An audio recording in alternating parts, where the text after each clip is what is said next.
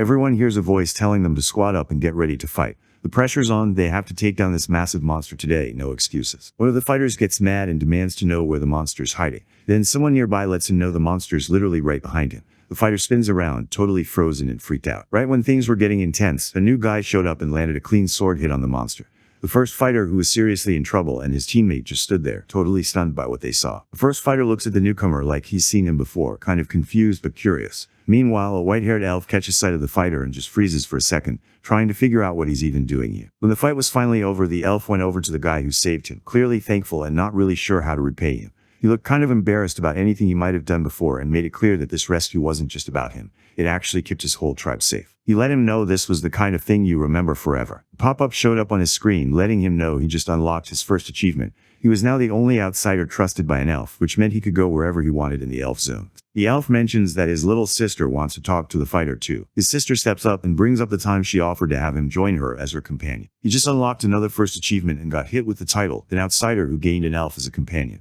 Now he could actually use elf gear, pretty wild upgrade. The elf maiden nods, looking like she's down for it too, but she hesitates before finally saying the word. Suddenly, everything switches up in there at a wedding. The whole vibe is pure celebration. The bride and groom partied while everyone around them cheered them on. The fighter and the elf maiden slid rings onto each other's fingers, sealing it with a kiss. Pop-up shows up on his screen, letting everyone know he's the first outsider to marry an elf girl. But before he can even take it in, some intense voice just cuts through and shuts the notification down. The scene flips to a dude on stage, lights on him and a crowd watching. He's been up all night, running through what he wants to say, trying to make sure it lands just right. The guy explains that Ares isn't just any regular game. All the characters in it actually have their own AI, so they pretty much do whatever fits their personalities. He calls Ares a whole different world. Everyone in the crowd just freezes, totally caught off guard. One guy even has to double check if that was actually gameplay on the screen. The presentation keeps rolling, saying that Ares isn't just some lifelike game. Forum Lighted basically built a whole new world. All of this happened because the next level AI came online, and somehow, a godlike being popped out of it. This thing checks out everyone on its own and can hand out crazy powers if you've actually done something impressive. Anyone who gets a sign from the god of Ares ends up with some wild powers and could actually become a hero. Some guys even started making their own squads, trying to take over and call the shots like they were the boss. Basically, in Ares, players can do everything they can in real life, plus pull off stuff that would be impossible anywhere else. One guy at the event isn't totally sure if everything he just heard is legit,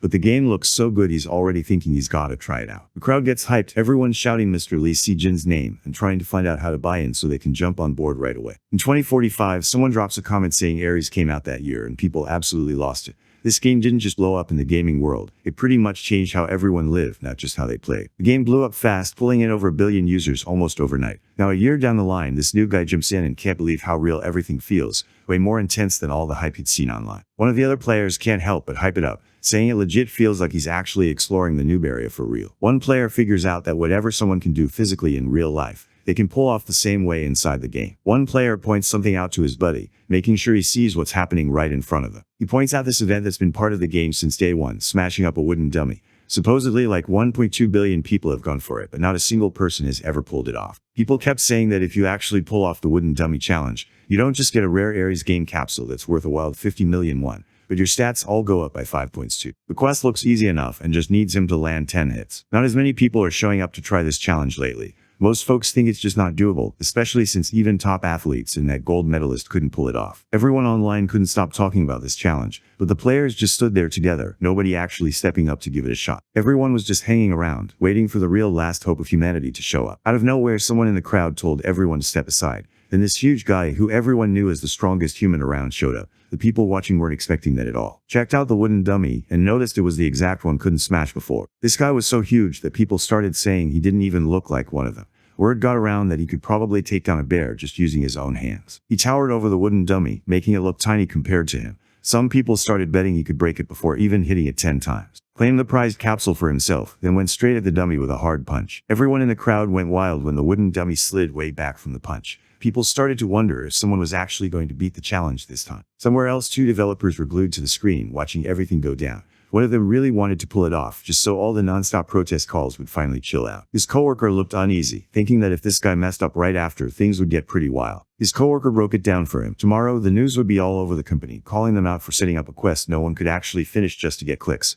Meanwhile, Aries just couldn't stop chasing after new users and stacking cash. The employee realized that if he messed this up, they'd have to step in and mess with the Aries system, something nobody had ever done before. His coworker wasn't sure the CEO would go for it, but she was locked in. She told him straight up that it was his job as team leader to pull it off, and if he failed, she'd walk away from the team. Jumped back into the game, but right away, a message popped up on his screen saying he'd failed the quest and needed to try again. He just sat there frozen, not believing he actually messed it up. Inside the office, the team leader just covered his face with his hand, totally stressed out because he knew things were about to get messy. His coworker nudged him to dip out fast before everyone started yelling, then threw in a playful invite to grab dinner, his treat of course. Right then, another worker waved them over, letting the team leader know someone new was ready to take on the challenge. The team leader barely glanced over and asked if anyone really thought this guy could pull it off. One of the guys pointed out that the new dude didn't even have any decent gear. He just showed up in the starter outfit you get when you first make your character. His weapon looked like something you'd de-grab from the cash shop, but most players who depended on gear like that already got wrecked. The employee realized he'd said something he probably shouldn't have, so he apologized. The team leader just nodded, letting him know it wasn't a big deal. He got it. He'd had those moments where he hoped for stuff too. He figured it was time to grab some dinner, planning to swing back later. He was about to head out when suddenly a loud noise popped off behind him. Both he and his coworker froze, totally caught off guard and trying to figure out where that sound just came from. The new challenger just landed a solid hit on the wooden dummy, making a loud smack that echoed through the room. Right after that, a worldwide message popped up on his screen giving him props. Right after, the game popped up with messages saying he was the first one to break the wooden dummy. He scored 5 points in every stat and got 200 fame points added to his profile. The team leader and his coworker just froze, not really sure what they'd just seen go down. Everyone started wondering about this skilled player, especially since it was supposed to be their last shot. That's when the team leader finally caught on. Turns out this hero was probably just a regular guy. The team leader just sat there in the office, totally thrown off. He quickly told his coworker to check what grade that sword the challenger brought in was. The employee pointed out that the search result looked kind of off, but the team leader just shrugged it off, saying that's how it's supposed to be. If it came back any other way, then that would actually be weird. She laid out everything about the sword. It was called, and it was straight up epic grade. The attack power hit 143, the durability was maxed out, and you had to be at least level 40 to even use it. The only catch, if you made it, you could use it no matter what. The team leader froze when he heard the sword was epic. He started thinking about who this mystery guy really was, and what he was actually up to. The scene flips to either a dream or an old memory. Somewhere in a dark blacksmith shop, the sound of metal hitting metal rings out. He thinks back to that insane fire, the kind that made him sweat buckets until he was totally dried out. He spots a picture of his dad grinding away by the furnace. In his dream, the guy checks out his worn-out hands, then glances over at his dad, letting him know he's back. The young man hugs his dad tight, locked in and promising himself he'll always have his back. The dream starts out chill, but things take a dark turn fast. The young man walks in and sees his dad trapped by a wall of fire, yelling from the heat that's just way too much to handle. The son totally freaks out, desperate for his dad to leave the fire and get out of there fast. The guy jolts awake, breathing hard, eyes wet. It hits him, he just had that same dream again. The story jumps to real life now, landing in the lobby of a hospital somewhere in Seoul. Boon stood there kind of amused, watching everyone still trying to break the wooden dummy. He realized just being strong wouldn't cut it, there had to be more to it than pure muscle. His friend cuts him off, clearly irritated, and brings up how he already told him not to call during the day. Boon explains himself, saying he's got work in the evening so there's no way he can meet up. On top of that, he mentions he can't even step into his dad's hospital room. His friends let out a sigh, wondering what he's up to, while Hoon points out how thick his clothes are and asks if he's not burning them. Hoon's friend shot him a look that basically said, "Don't mess with me," and Hoon backed off right away, throwing out a quick apology. Hoon finally cuts to the chase and brings up Aries, wanting to know if his friend knows about the game. He tells him this game is blowing up right now and has next-level AI running things. Then he mentions there's a special event just for new players. He points out that nobody's pulled this off so far, not even big-name celebrities can make it. But if someone actually wins, they walk away with a VVIP gaming capsule that's worth 50 million won. His friend just shrugged, not really seeing the point in even trying since a billion others already gave it a shot and flopped. Plus, he wasn't into video games anyway, so it wasn't his thing. Who knows, it's not gonna be easy, but he's sure it can still be done. He lets his friend know that when it comes to smashing that wooden dummy, he might actually pull it off. His friend just sits there, kinda confused by what he means. Hoon brings his friend over to this spot packed with gaming capsules. He's got it all set up, a regular Aries gaming capsule, and the price tag on that thing is $10,001,000. Hoon can't believe it, the number just hits him out of nowhere. Hoon's buddy pointed out how pricey the game was and couldn't believe so many people were still playing it. Hoon just shrugged and said it was totally worth dropping the cash. He mentions that if things work out, players can score some legit rewards and even swap stuff for real money. So it's no wonder everyone's jumping on this. Hoon wraps up what he was saying and tells the group they should head inside. Turns out he's already checked out the game a bit on his own. Hoon's friend couldn't help but eye the pricey gaming capsule, clearly wondering where it came from, but Hoon just brushed him off. Instead, he got straight to the point, telling his friend to focus on the cash they could pull in with it. His friend's not buying it. He wonders if there's even a chance to make any money and pretty much calls the whole plan wild. Hoon really backs his idea, saying it's more like putting money into something big,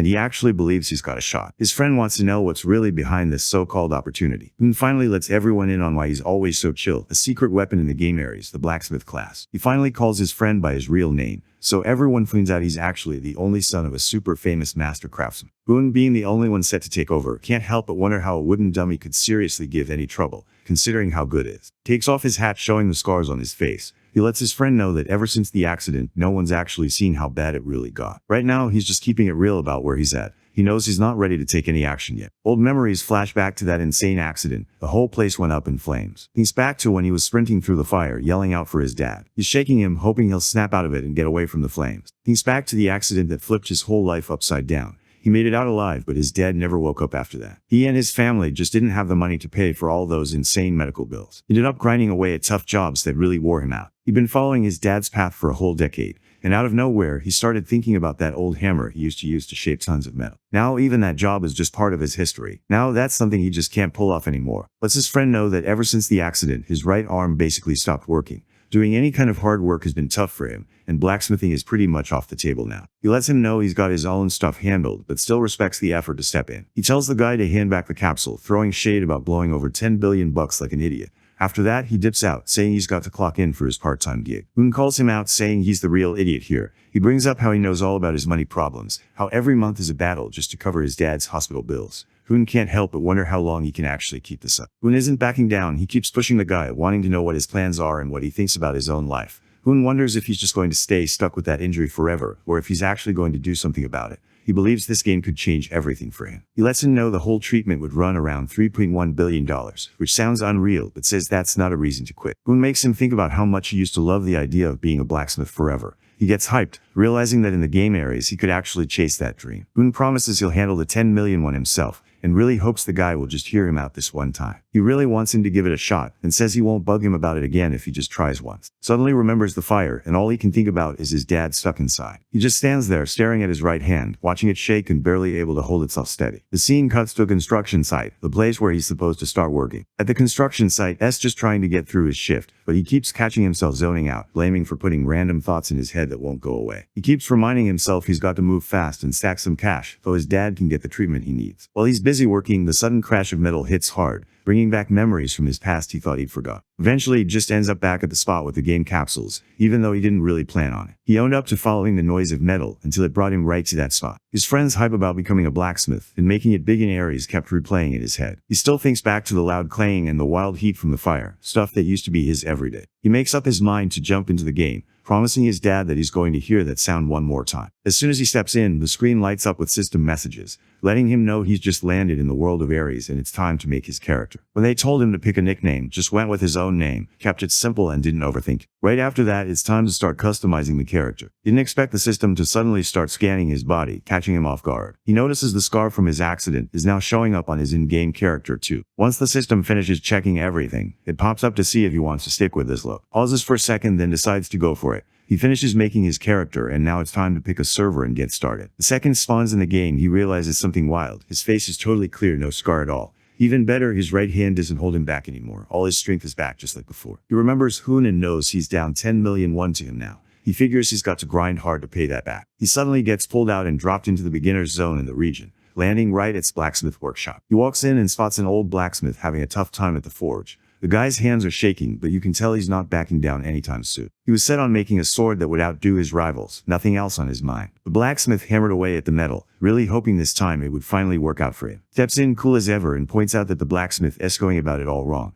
The blacksmith wasn't ready for that and looks caught off guard. The blacksmith didn't expect anyone new to show up, so when a stranger walked in and said something, it totally caught him off guard. He had to make sure he heard it right. Keeps pointing out that the blacksmith isn't doing things the right way. The blacksmith's patience snaps when he sees just some random kid he doesn't know hanging around. He looks at it like he's got no business being there, especially talking about blacksmithing. But isn't backing down. He lets the blacksmith know straight up that, with the way things are going, he's never going to forge a solid sword. Admits he probably shouldn't get involved, but he just couldn't sit back while the blacksmith was out here putting real effort into making a sword, only to do it all wrong. The blacksmith rolls his eyes, kind of doubting if this guy actually knows what he's talking about. The blacksmith thinks it over for a second, then figures there's no harm in it. He passes the hammer too, kind of daring him to prove himself. He lets him know he's gonna keep a close eye on him to find out if he can actually back up all that confidence with real skills. He planned to just walk up to the blacksmith and ask if he could use the workshop, but now things were playing out in a way that could actually work for him. He looked over at the blacksmith, ready to lay out his one condition. The blacksmith can't believe how it looks right now. Just tells him straight up if he can show what he's got, he wants to walk out with the sword he builds. Promises he's got something cool to show, and the blacksmith just thinks he's being cocky. The blacksmith just laughs, noticing how confident he is, and wonders if he'll actually keep that energy. He lets him know there's a price to pay if he messes this up, and is cool with it. Grabs the hammer and remembers it's been 3 years already. Even though he always talks like he's got it all together, deep down he's not sure if he's still got the skills. The second he starts hammering the metal, that old feeling comes back. Confidence kicks in and he just knows he's got this. His mind starts racing with memories of his dad being sick and moments with popping up out of nowhere. He pushed himself to get to work totally focused, like he was telling everyone to just hold up for a second. Memories he thought were buried start coming back, triggered by the sound of metal and the heat hitting his skin. He's hyped to be back where he belongs, noticing his body still knows exactly what to do. He feels ready to go again, totally sure he can pull this off now. The old blacksmith kept an eye on his work, thinking at first that it was just some wannabe trying to copy him. But after a while he had to admit actually had solid form and seemed to know what he was doing. The blacksmith thinks already hit his limit, but he can't figure out why it looks so hyped every time he's working. The blacksmith thinks loving your job doesn't really count. In his eyes, only what you actually achieve matters. Without some rare talent, he figures just gonna run into a wall eventually. He thinks letting him give it a shot was pointless, since there's no way someone stuck in the starter zone could actually have a blacksmith skill. Out of nowhere, the blacksmith catches a glimpse of Swerk and can't help but stare. Something about that metal just blows his mind. He spots doing something next level, folding, heating, and working the steel over and over. It clicks for him that this move is all about making the metal tougher and getting rid of any junk inside. The blacksmith just stood there, kind of stunned that he never came up with such an easy move himself. Even though a part of him thought it could be some sort of scam, he still chose to pull out his special skill and check out what level the metal was really at. The test came back and now the steel's level is up, went from grade D to grade C. The blacksmith just stares, totally caught off guard. He's worked with grade C steel before, but he's never seen it level up this fast. The blacksmith realized wasn't just talking nonsense, but he still thought this was as far as could go. He's sure there's no way he can boost his grade anymore. He thinks just like him, if he doesn't have a skill, no amount of sneaky moves is gonna change that. The blacksmith keeps watching for a while, but eventually he just can't keep his eyes open and ends up dozing off. He wakes up way later than he meant to and realizes it's already pretty late. When he looks over, he sees is still grinding, totally locked in on his work. Stayed up all night, locked in, just hammering away without losing focus for a second. The blacksmith can't figure out how this kid keeps going without ever looking worn out. When the sun starts coming up, wraps up his job just as a new score pops up on the screen. It says Steel Grade B, and the blacksmith is just standing there, totally stunned. He's honestly stunned that someone could hit Grade B without having any special skills. He looks over and realizes S still going, which catches him off guard. He starts to think maybe S trying to score even higher. After grinding all night, is totally wiped out, starting to wonder if he pushed himself too far. The old blacksmith sees crushing it and steps up, ready to lend a hand. Appreciates it and gives him a nod. The two of them team up and get the unfinished metal done. The blacksmith stares at what he just made, totally blown away. He realizes it's a grade A ingot, good enough for crafting a rare level sword. Honestly, he never thought he'd pull this off. The blacksmith lets him know he's got this skill that shows him how good items are. He spent his whole life in the beginner's village and has never once spotted a magic grade item here, not even a rare one. He can't wait to let know that this metal is perfect for making a sword nobody else has. Lets him know he shouldn't get too hyped yet. There's still the handle to finish up and the blade needs to be polished way sharper before they're really done. He points out that the sword needs to handle serious pressure without snapping, but the blade's edge still isn't where it needs to be. The blacksmith just starts laughing, thinking he's probably the weirdest guy he's ever met. Doesn't even care, just shrugs and lets him know he's been into blacksmithing since he was a kid. Hearing that, the blacksmith tells to give forging another shot, handing him a fresh material to work with this time. The blacksmith pulls out a chunk of ore that's straight up glowing, and it's way bigger than anyone expected. He told them it was something special from his family, handed down over the years. Wonders why the blacksmith is handing over something this valuable. The blacksmith just shrugs, saying he's picked up a ton thanks to, and honestly this ore is just too advanced for what he can handle. He's curious to find out what kind of sword a real master could craft from it. Can't believe he's about to work with a legendary metal he's only seen in books. Just thinking about it gets him hyped. This is the kind of chance he's always dreamed of. He knows it's risky because he's never tried this before. He knows there's no way he can turn this down. The blacksmith, looking kind of nervous, tries to ask if it's cool to start calling master. Just shuts him down without even thinking about it. He says he won't use the if the guy keeps pushing, and the blacksmith instantly chills out. A month passed. Daylight, the sword everyone's been talking about, is finally done. It's got wild attack stats and some crazy special moves, making it the kind of weapon nobody's ever seen in the beginner's zone before, probably won't see again either. At the company management center, the team is glued to their screens, checking out everything pulled off as a level 1 player. The team leader is still hyped about what just happened, but his coworker nudges him, reminding him they've got stuff to do. She's annoyed that nobody really knows anything about the player. He drops his main info name's 23. Turns Turns out he logged in from a friend's place. She lets him know she got the info straight from his entry for the VVIP capsule prize. She mentions that really wanted to keep who he is in real life on the down low. The developers can't figure out why he wants to keep his identity hidden. The team leader figures he probably has his own reasons for staying out of the spotlight, even though everyone knows fame is coming his way sooner or later. At the management center, the team leader wanted to know where was hanging out right now. His coworker lets everyone know that he just walked into the hunting training center. The trainer didn't even bother hiding how much he looked down on. He let know right away that things were about to get wild in there, and that guys at level 1 had basically zero shot at making it through the test. He tells not to stick around if he's not ready, saying he should just go hunt some rabbits or something and come back when he's actually up for it. Knows his stats are way higher than what the trainer can see, so he's not about to waste time doing stuff he doesn't need. Let out a bored sigh, not really into it, but he still went along with it. He told to pick a sword and come with him. Just lets him know that any sword works. He'd rather stick with his own stuff. Ended up grinding in the beginner's zone for a whole month, even though most people cleared in like half an hour. That meant his basic stats got a crazy boost compared to everyone else. He's got the only epic sword around, but he's still stuck at level 1 and hasn't picked a class yet. While all this was happening, team leader couldn't help but worry about how weird things were getting. He started thinking about whether they should just let the super AI Ares handle it all instead of stepping in themselves. The top exec at the company is worried about it too. He just grins, totally sure of himself, because he knows S about to get offered a legendary class. Jump back into the game, already a bit on edge. When asked if he could use a sword he built himself, just got even more irritated. He looks at it and can't help but think it's kinda sad. Someone just tossing their whole future just to be a blacksmith. Like it's actually worth it. As soon as the test kicks off, lets everyone know the whole place is crawling with monsters. He knew having real skills with a sword mattered, way more than carrying around some cheap lay. He starts thinking to himself, not really taking it seriously, about why a guy who wants to be a blacksmith even showed up. Because of that, he feels a little less cool with. Knows this look all too well. He's seen it a bunch of times in real life. Whenever people act like wanting to be a blacksmith is just pointless. He thinks Ares is the place where people will finally notice what he's been putting in. Wanted to know who the instructor thought was his top student, especially when it came to sword skills. He steps up and straight up asks for a challenge even harder than the one swordsman faced. Can't believe how cocky this newbie is, and deep down he's seriously pissed. He might just be an instructor, but he can spot real talent right away. Not one to back down from a challenge, decides to let take on a special trial. He lets him know that these special challenges are only for the guys who really stand out and show they've got real potential. He takes him over to a different spot and points out that nobody's gone past the 3rd stage here yet. Calls out a fast level 6 goblin and checks if really wants to go through with this. He lays down the rule, mess up and you're out of the center for a whole week. Doesn't even flinch at the threat.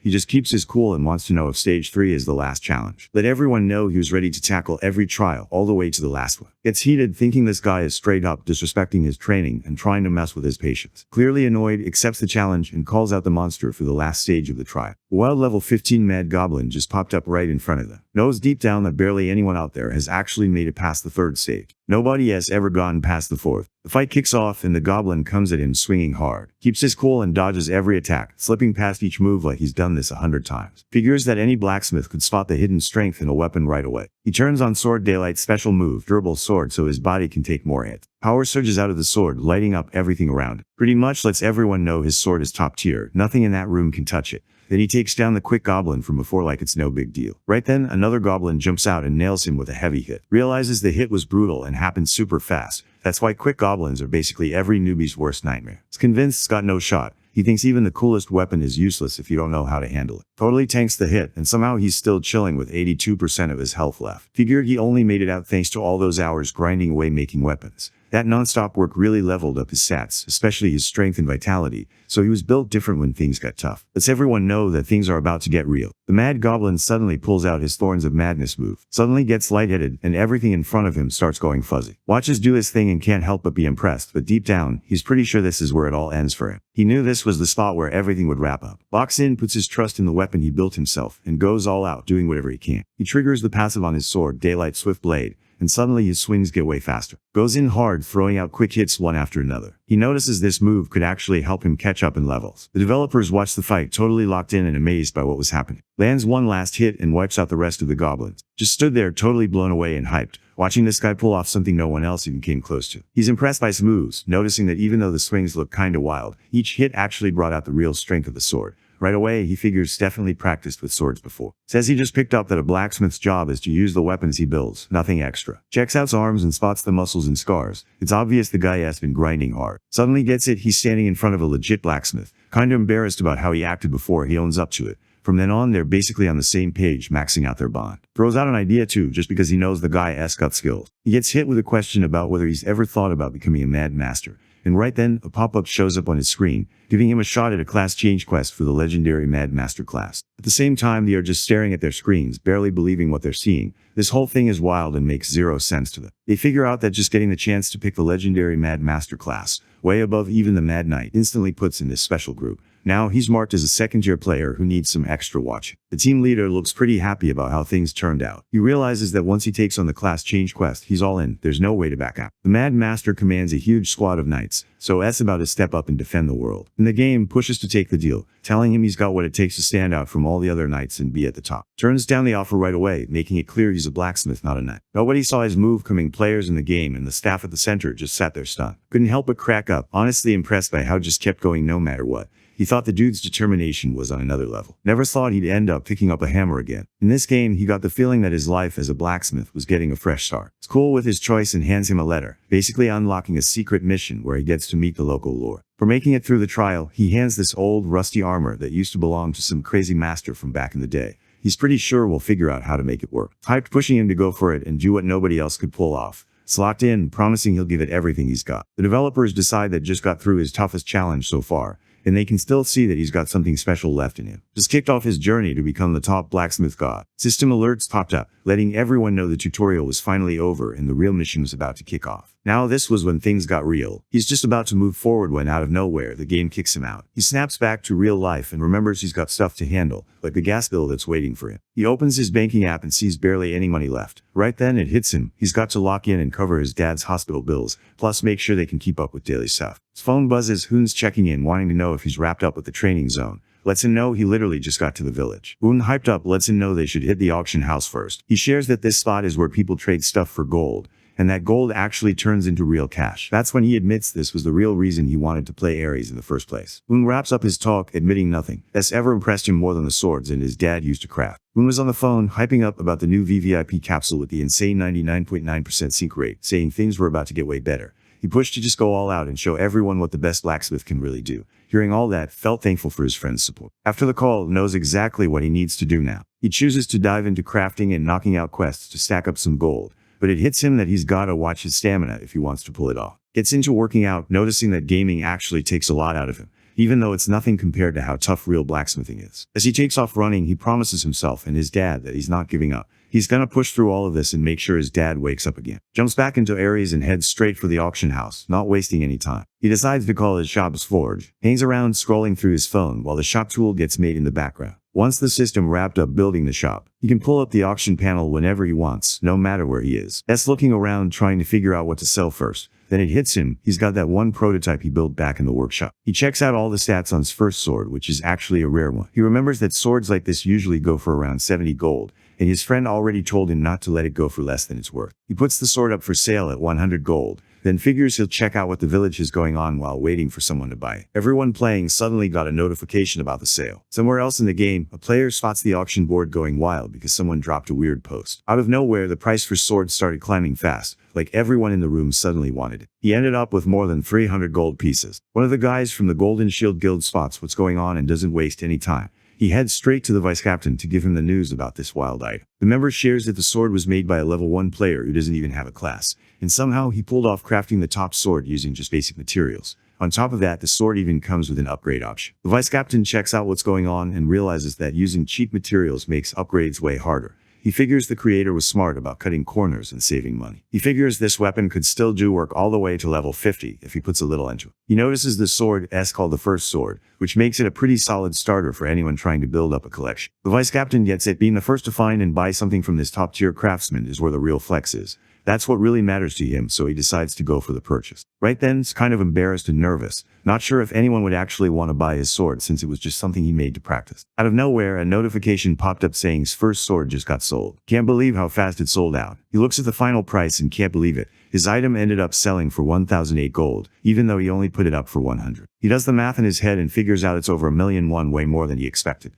He's just sitting there, barely believing it, but also grinning because this is huge for him. Finds out the Golden Shield Guild is the buyer. Not long after, they hit him up with a message congratulating him and offering him a shot at an exclusive sales contract, or even a spot in their guild if he's interested. He starts searching up the guild and finds out it's actually this huge blacksmith group with like 780,000 followers. That number honestly blows his mind. Thinks back to what's said about how getting followers online is way tougher than just leveling up in a game. He knew that when you've got a ton of followers, people are actually paying attention. That kind of hype isn't just for flexing. Brands and sponsors see it as a real chance to make money. He pulls up the stats for his Ford and sees the follower count is just sitting at 82. He checks his messages, expecting the usual stuff. He opens it up and sees his inbox packed with invites from all sorts of guilds trying to recruit him. Figures out that Ares is actually where all the blacksmiths who keep vanishing from the real world end up. The worth of what a craftsman can do. His skills really stand out when he's got solid stats and real numbers backing him up. Figures he's not ready to join a guild yet, so he makes his way over to the Lord's castle instead. He was ready to prove himself for real starting right now. Inside the castle, Lord Vance sat with his advisor Bell, thinking out loud about whether fixing the artifact was just a lost cause. Bell lets everyone know that trying to fix things could totally backfire,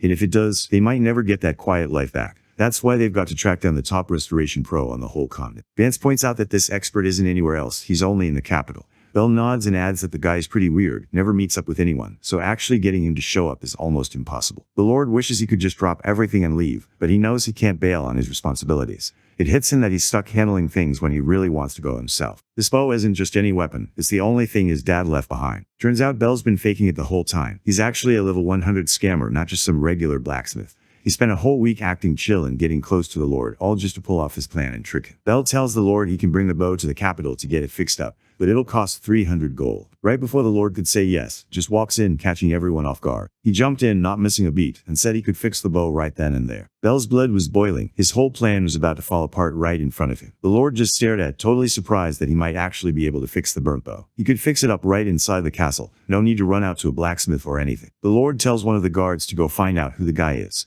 The guard comes back and says it's the dude who showed up earlier with a letter from instructor. The Lord didn't expect to hear about some instructor from the beginner training center, and it honestly threw him off for a second. As the Lord of, he straight up wants to talk about what he can actually do and what he's done before. Lets everyone know who he is, his names. He's just starting out at level 1. And honestly, he doesn't even have a class yet. Bell just loses it, totally thrown off that some level 1 dude is bold enough to talk big right in front of the Lord. Bell yells out that only blacksmiths who hit level 80 or higher know how to use restoration. He calls out for messing with the project he spent all week grinding on, then tells him to get out. Stays chill and lets Bell know he's got it wrong. The bow he's holding isn't a recurve. Jumps in and lets Bell know he's got it wrong. The bow isn't some regular recurve. It's actually one of those old school Korean bows that have their own vibe. Both the Lord and Bell look kind of lost when they heard the name, like it totally threw them off. Steps up to the Lord, letting him know he already heard what happened from the guard who bakes. He gets that the Lord wants to fix his dad's old bow, the one that got torched, but still matters because it was a gift from some stranger who rolled in from another country. Everyone hears the Lord say that this branch is totally unique. Nobody here has ever seen anything like it before. He's honestly tired of random people showing up and lying about the family heirloom. He tells straight up not to say anything unless he's got real proof. Wants to double check something. He catches the Lord off guard by pointing out that the branch, even though it came from someone overseas, was really made right here at home. Breaks down how he figured things out. He mentions spotting a painting of a water buffalo in the hallway and points out that even back where he's from, those horns are seen as super valuable. Something about the way the bow curved really pulled him in. He finally drops the big detail. Turns out it was made with whale sinew, not cow. He looks to the Lord, wanting to know why. The Lord nods, realizing his point checks out. He starts explaining that the foreigner was actually his dad's friend, a blacksmith by trade. He knows for sure the stuff they used came straight from around here. Massive water buffalo horns out of the swamps, plus whale sinew pulled from harbor. Both are pretty rare finds, so that alone makes it special. Using those rare materials, his friend made his dad the sickest bow I'd ever seen. The Lord can't help but notice how picks up on stuff that even Bell, who's supposed to be this top-tier level 100 blacksmith, totally missed. The Lord really wants to hang on to his dad's keepsake. After seeing how good it was, he straight up asked him to fix the bow. Took the job and got a quest lined up, 500 gold pieces on the line. The Lord tells Bell to head out for now, so Bell leaves without saying anything, head down, not trying to make a scene. He storms off, barely holding it together, his anger basically boiling over. He decided he was going to get back at for messing up everything he had planned. The Lord turns to, wanting to know what it takes to fix the bow. Rattles off every material needed, from water buffalo horns and whale sinew to the exact woods and tools, showing he really knows his stuff when it comes to building bows. Gets his hands on the instructions to fix up the snipers. There's a list of stuff he needs, but there's also a big heads up. If the chance of success drops under 70%, the whole thing could blow up and the bow is done for. Suddenly remembers all those times as a kid when his dad showed him how to make bows. He thinks back to when his dad wondered if he was really into this, even with his hands getting all beat up from it. He says he really enjoys hanging out with his dad, and his father promises that one day, when he's older, he'll show him how to do blacksmithing too. Right now, he just had to get comfortable working with raw stuff using his own hands. Right now, his eyes start to water as he quietly agrees with his dad. In his head, he can't stop thinking about how crazy synced up his gaming capsule is. He gets that old feeling in his hands and knows he's got this. Fixing up the bow isn't a problem for him. His dad showed him exactly how to do it. When Lord Vance noticed how confident and skilled he was, he decided to step in and offer some help. The Lord Vance barely take any breaks, grinding side by side all day and night. Was totally locked in, working on the wooden parts of the bow, not really noticing anything else going on around. The Lord kept his eyes locked on him the whole time. After grinding all day, the Lord could feel himself running out of steam. Even he had to admit this non-stop work was starting to drain him. He also mentions that whenever he sees smiling, it just gives him that extra push to keep going. The whole week passed and the Lord was looking totally wiped out. He wanted to head back but wasn't having it. He needed the Lord to stick around and help put up the frame. Figures the Lord keeps showing up every day because he really wants to fix his dad's keepsake himself. The Lord pretty much confirms it. The Lord says this bow is the only thing left to remember his dad by. The Lord wanted to know what made actually like the job. Just grinned and thought about all the good times he'd had doing this. They both know getting memories back isn't easy, and it's gonna take some real effort. For the next 20 days, quick scenes fly by showing them putting in serious work on all the different parts of the bow. At last is the final day. The snipers is finally upgraded, coming back way stronger than before. Now it's stacked with way better stats and abilities, turning it into a seriously epic weapon. The Lord stands in front of his dad's statue, wondering if his father is actually watching him right now. He can't help but think about how another unknown person from far away just handed him this bow again. Tells the Lord he should give the bow a shot and see if it still feels familiar. The Lord pulled the bow back hard and let an arrow fly, sending it speeding through the air. He notices right away that something's off, it just doesn't hit the same. He just started cracking up, totally hyped because things turned out way better than last time. Right then, the quest clear message popped up on his screen. The system pops up and lets him know that his bond with Lord Vance just maxed out, thanks to a crazy win that went way over 100%. The Lord nodded at, grateful that things were finally settled. Now he could actually focus on his job without anything heavy weighing on his mind. The Lord thinks deserves way more for what he pulled off. The reward on the table just doesn't cut it. Because things went so well, the quest reward got a serious upgrade. Besides the 2,000 gold coins, the Lord also let him use the blacksmith's workshop whenever he wanted. Can't believe his luck when he figures out the gold is worth 2 million won. That's way more than he needs for his bills, and now he's set for a while. The Lord looks at him and wonders if he's ever thought about picking up sword skills. Before he took over as the Lord of, he actually used to be a swordsman himself. He starts explaining the first swordsmanship, this hidden sword skill from the Prime Kingdom. It's the move that took down waves of monsters and basically kept safe and steady. The Lord looks at it and points out that sure, it's a natural when it comes to blacksmithing. But he also noticed that it's got some real swordsman skills too. He talks about how instructor's advice, plus what he saw for himself, really sealed it for it. The Lord starts talking about what makes stand out. He's got insane physical stats, reacts fast, and knows a lot about weapons.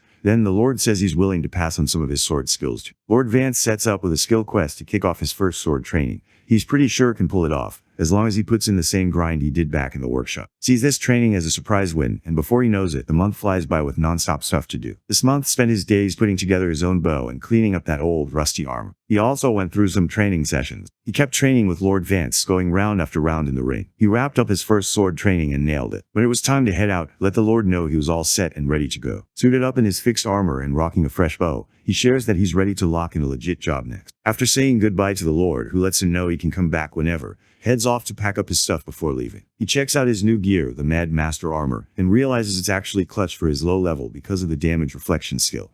Then he looks at his new bow, noticing it's got that extra 60% accuracy, which is pretty wild. He needed some cash, so he made a few rare bows and tossed them up in the auction house to see if anyone would buy. Pulls out his phone and scrolls to see how much second bow is going for. Somewhere else, a guy is glued to the screen, barely believing what he's seeing at this auction. He remembers how Black, who's basically the top player in Korea, never made a bow this good back when he was level 10. Seeing pull this off at just level 1, and with trash tier materials, honestly blows his mind. Ron, the guy running the Golden Shield Guild, remembers what Smith, the top blacksmith in the world, once said. In his mind, he can't shake Smith's words. In this game, Ares calls all the shots. Whenever a player does something that catches the AI Ares' attention, it hands out a job, skill, or title that actually fits what they did. Ron figures the master at his workshop must be on another level to pull off making artifacts like these. He's got to have a legendary class title too, just like Smith. Back with, he just stares at the screen, totally frozen when he spots the final bid on his bow, 2050 gold pieces.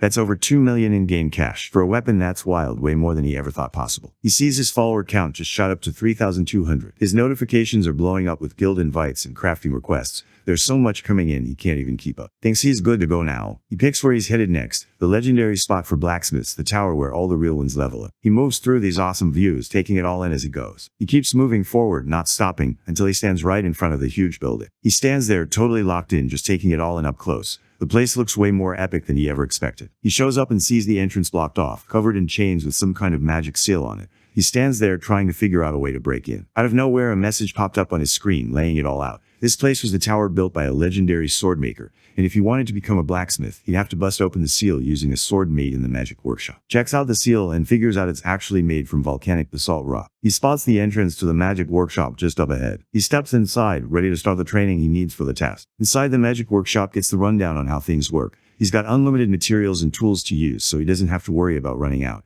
Everything gets built way faster than normal, but the swords he puts together here are just for the test. He can't take them out after. Looks at the test coming up. He realizes it's all about smashing a stone seal with a sword, so it's pretty clear the real challenge is all about his crafting skills. He was all about building a sword sharp enough to slice through stone. Somewhere else in the tower, Ding, who runs the tower, sits to the side, clearly annoyed and grumbling to himself about people who just can't get it right. He's always annoyed because people just show up wanting to know the fastest way to get rich. They only cared about cranking out random stuff to sell, using their skills just to make quick cash. They didn't care at all about the real work that went down in the workshop. Ding just admits that being a real blacksmith doesn't mean anything anymore. Nowadays, everyone's just chasing money. He's so down bad that he just lets anyone slide through the blacksmith test, not even caring if they're in it for real or just faking it. They'll never be able to break the actual seal no matter what. Even if they tried, they'd barely leave a mark on it. Ding looks at the task and thinks there's just no way, but's already set on making a Damascus sword. The system lets him know that only pro blacksmiths can make this kind of sword, so he should just start out with a basic iron dagger instead. Doesn't give up. He figures if he knows the steps and has all the supplies he needs, there's no reason not to go for it. He thinks back to when his dad told him swords could slice through stone,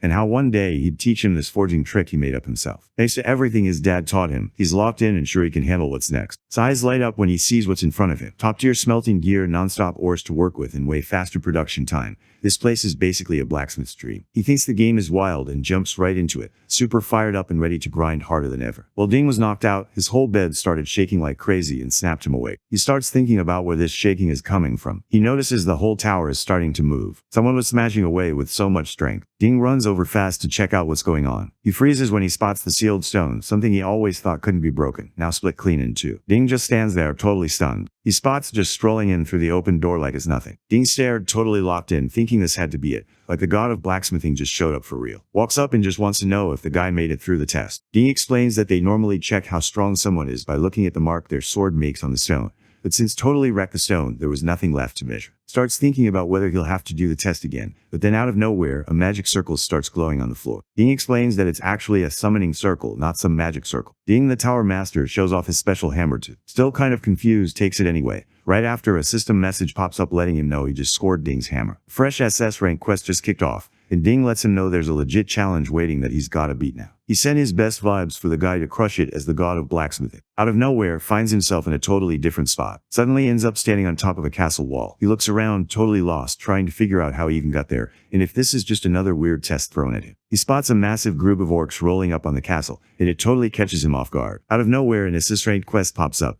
and now he's got to take down the whole orc army. He gets totally thrown off because he can't figure out what this has to do with a blacksmithing quest. The guys on the wall spot him and start hyping up, pumped that the master blacksmith finally sent backup.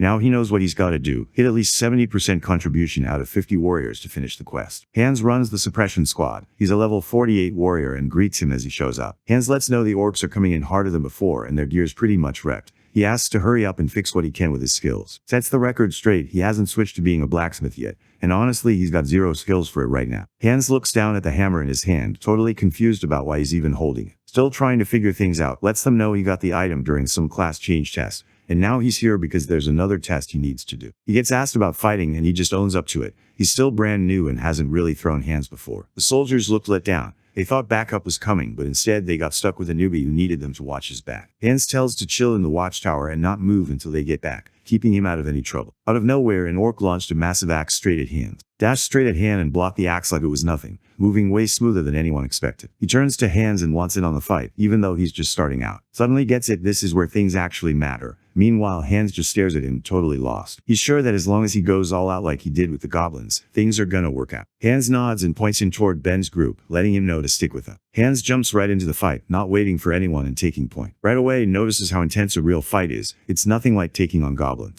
Even with everything going on, he's sure he's not going to take the. Goes right at the orcs, showing he knows what he's doing. He takes down a level 10 orc and hits level 2, finally seeing that grinding for a whole month actually paid off. Ben just stares at him, totally surprised by how strong this guy is, even though he doesn't even have a class. Things got intense on the battlefield, and Ben realized he was in serious trouble. Spots what's happening and doesn't waste a second. He grabs his Korean bow, ready to handle business. He lets an insanely bright arrow fly, putting all his strength behind it. The attack slices right through the chaos and lands straight in the orc's chest. He manages to save Ben just in time, but then out of nowhere, another orc shows up right behind him. Nails the hit, and after that, his level goes up a few times. The soldiers freeze, totally caught off guard, trying to figure out how just one arrow dropped that huge orc. Hans raises his voice at Ben, trying to get him to focus. He lets Ben know that the orcs have switched targets and are now going after, already starting their attack. Ben can't shake off the guilt. It hits him hard when he realizes got caught up in all this just because of him. He keeps thinking it's his fault for zoning out during a fight. Found himself boxed in on all sides, so he swapped over to his daylight sword and just went off with his rampage move. The skill goes off and just targets every enemy close by about 10 meters out. A bunch of orcs get wiped out right there. Leveled up again, and now he's carrying 19% of the mission's progress. Hans, the squad leader, couldn't help but feel pumped. It finally clicked for him. There was a legit reason the old master said. With on their team now, Hans started thinking they could actually pull off stuff they never managed before. Hans checked out, honestly impressed. He really respected how smart it was and how strong he came across. Hans was hyped, rallying his guys and making it clear that with on their side, they were about to wipe out the orc army today. Finally feels like he belongs with the rest of the crew, when the system calls out how his skills just gave everyone a big boost. Keeps pushing through the fight, and his score climbs up to 28%. He can't help but notice his contribution score isn't going up as quick as he thought it would, even though he's taking out orcs way faster than everyone else. Just then, a secret quest suddenly pops up. Everything changed when a seriously tough enemy showed up, kicking off a whole new part of the story. Out of nowhere, a level 51 orc warrior showed up, and Hans immediately yelled at everyone to freeze. Hans spots the enemy and instantly knows who it is. This is the one nobody's ever beaten, and now they've finally shown up. Everyone knows he's the guy they're supposed to hate, so when he shows up, the soldiers start freaking out. Hans suddenly gets it, he messed up big time. They went way too deep into the fight and now there's no way out. Even though things are looking rough, his guys are locked in and ready to go all the way. Ben is totally with the group, hyped up and yelling that they're not backing down no matter what. Hans sees they can't just keep fighting like this, so he tells everyone to go for it and attack now. Sees the soldiers freaking out and charging ahead without thinking. He lines up his shot, hoping to help out by firing arrows at the orc,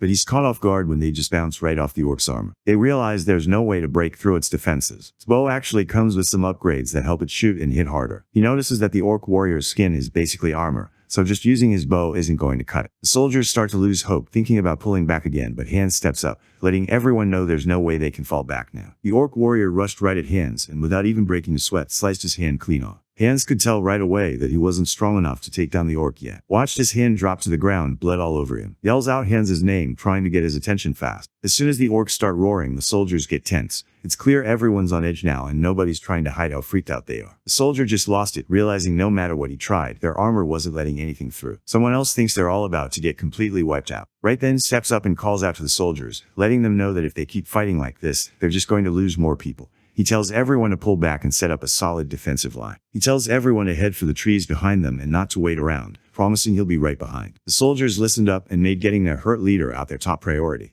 moving fast to get him to safety so they could all regroup. Ben tells everyone to get in position and set up a solid defense. Ben lets know that their move won't last long, but just shrugs it off and says he only needs 5 minutes anyway. Ben's got his mindset. He tells himself they're not backing down, no matter how tough things get. Walks further into the woods, thinking about how arrows just bounce off tough armor. He just shakes his head, basically saying no. He pulls out Ding's replicating hammer, this wild tool that can copy stuff you use up and speed up building things. That's when it hits him, his plan could actually work. While all this is happening, the soldiers are locked in, trying hard to push back the orcs in the middle of the forest. Ben kept telling himself he had to hang in there, no matter what happened. He was pushing himself to last the full 5 minutes, just like asked. Ben kept telling everyone they just had to hang in there, even though the orc army kept pushing forward without slowing down.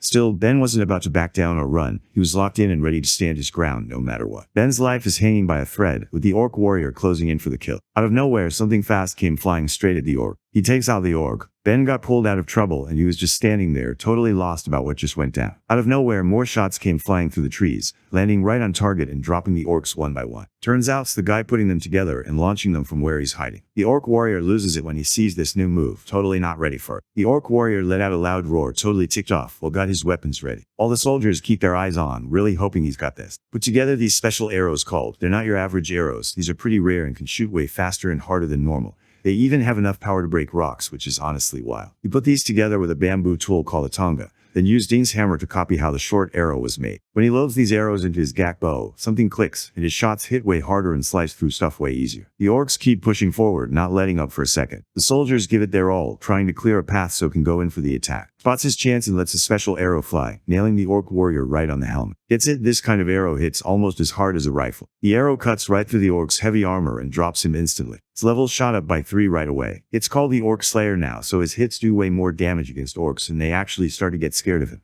The rest of the orcs start freaking out. The group dipped out fast when the soldiers started yelling for backup and told everyone to chase after them. And the soldiers jump in and start running after them. Didn't waste any time. He launched himself right onto an orc that was trying to run for it. He let his arrows fly one after another, each shot landing perfectly so the target had 0 chance to get away. He fired an arrow straight at the orc, and it landed right in the middle of its head. It didn't take long before they finished off the last of the orc army. The fight wrapped up, and the squad finally put an end to the orc army's attack. Score hit 92% at the end, and the system dropped a message saying he wrapped up the mission with a record that's actually insane. The soldiers who just won start calling out Master's name, hyped up and celebrating. Really steps up and the squad's got his back now. He gets his secret title, Battlefield Commander, and right away his charisma stats bump up by 10. Spots Hans, the group leader, getting patched up after taking a hit. Hans finally opens up too, saying he'd always been so locked in on defense that taking down the orcs felt impossible. Like one of those dreams you never think will actually happen. He really appreciates him, showing just how grateful he is. The other soldiers all start showing how thankful they are too. Nods back at them, grateful for what they did. Finally gets that his extra test is done. He starts thinking about heading back to the blacksmith's tower. He tries to figure out how he's supposed to get back there. Trying to figure out how he's supposed to get back. But then everything cuts over to the main blacksmith tower. Ding stands there clearly bummed out, pointing out that the blacksmith tower isn't what it used to be. He points out that the knights grabbed all the credit and respect for themselves. Most people ignored their tower, except for the ones who were totally obsessed with money. Ding thinks they need a legit person to handle the legendary sword,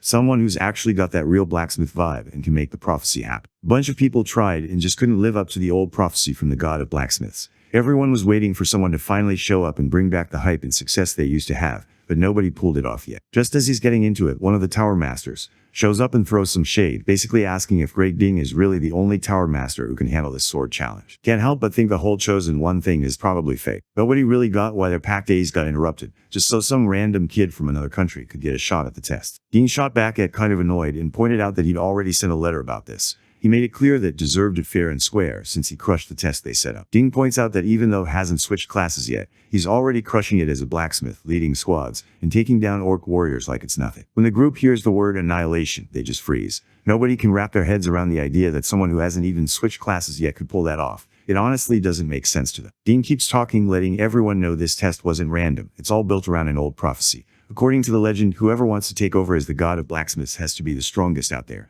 That's why at the end of it all, the sword is the one that decides who really wins. Ding lets everyone know they'll find out what's really going on soon. Right then, a guard steps up and tells the room that Lord just showed up. Ding tells his guys to bring him over. The huge doors swung open and stepped into the giant, impressive hall. Ding pops up and lets him know he passed, giving him the green light to step into the blacksmith's sacred spot. Now he's finally able to go after the legendary sword that the god of blacksmiths left behind. Ding lets him know that once he grabs the sword, that's when everything gets settled. After that, he'll get a reward that matches what he did. His mind sticks on the word suitable reward. He starts thinking back to that extra SS rank mission he pulled off during his class change test, and he can't help but wonder if the big prize this time is landing a legendary class. Comes up looking proud and gives props for making it this far and handling things like a pro when it counted. But then kind of ruins the vibe, pointing out that the arrow made was just a copy of some weapon called, making it sound like Smooth wasn't all that special. Figured it all came down to luck. He knew if he didn't have that insane bow, there was no way he'd clear the test. He grinned, almost daring to try his luck again and pull out the sword. Checks out all the top blacksmiths gathered in the tower. He noticed these weren't just any NPCs, these were top tier, the kind who basically made Ares legendary. He notices that the top guy at the bow blacksmith tower is rocking a wild level 365. Everyone in the hall had these wild titles and high levels that made them look like legends among blacksmiths.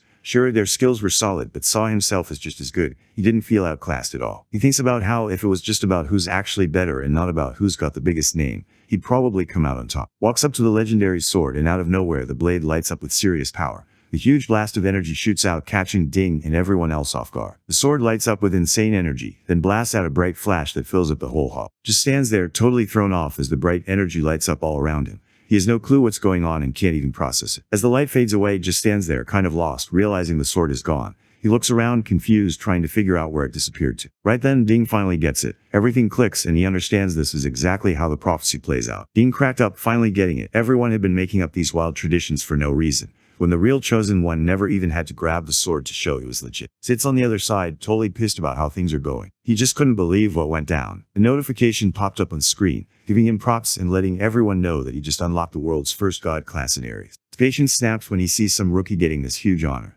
Then the system pops up and says, just leveled up to God of Blacksmithing. No way that's real. And Ding just froze. This wasn't some regular god class. This was the first one ever in the whole game. Unlocks this wild SSS rank title called God of Blacksmithing. And suddenly he's got some crazy skills no one else has. He doesn't have to worry about material level anymore when he crafts, and his XP goes up based on what he actually makes. The prophecy straight up says he'll be the top blacksmith. No one's catching up. Now there's a new class quest called Test of the Sword, but it'll only kick off once he hits level 100. The other tower masters started whispering to each other, saying the sword picked the outsider, and that the old prophecy about the next blacksmith god just came true. Just can't go with this, and he lets everyone know straight up. Points out that as the ones in charge of the tower, they've been waiting forever for the real successor. The one who gets the god of blacksmith's message. He says just because the sword chose someone doesn't mean that's what the god actually wanted. Ding suddenly raises his voice, telling him to chill because the prophecy isn't something you can just ignore. Just calls out how ridiculous the whole thing is and points out that, according to the prophecy, the next in line needs every tower master on board. Who runs the bow blacksmithing tower steps up and calls out for a blacksmith duel. Puts his rules on the table. If can take him down in this one-on-one, he'll accept him as the next in line. But if comes out on top, he's gotta give up the spot the sword of prophecy picked for him. Ding got mad at for losing it and told the rest of the crew to hold him down right away.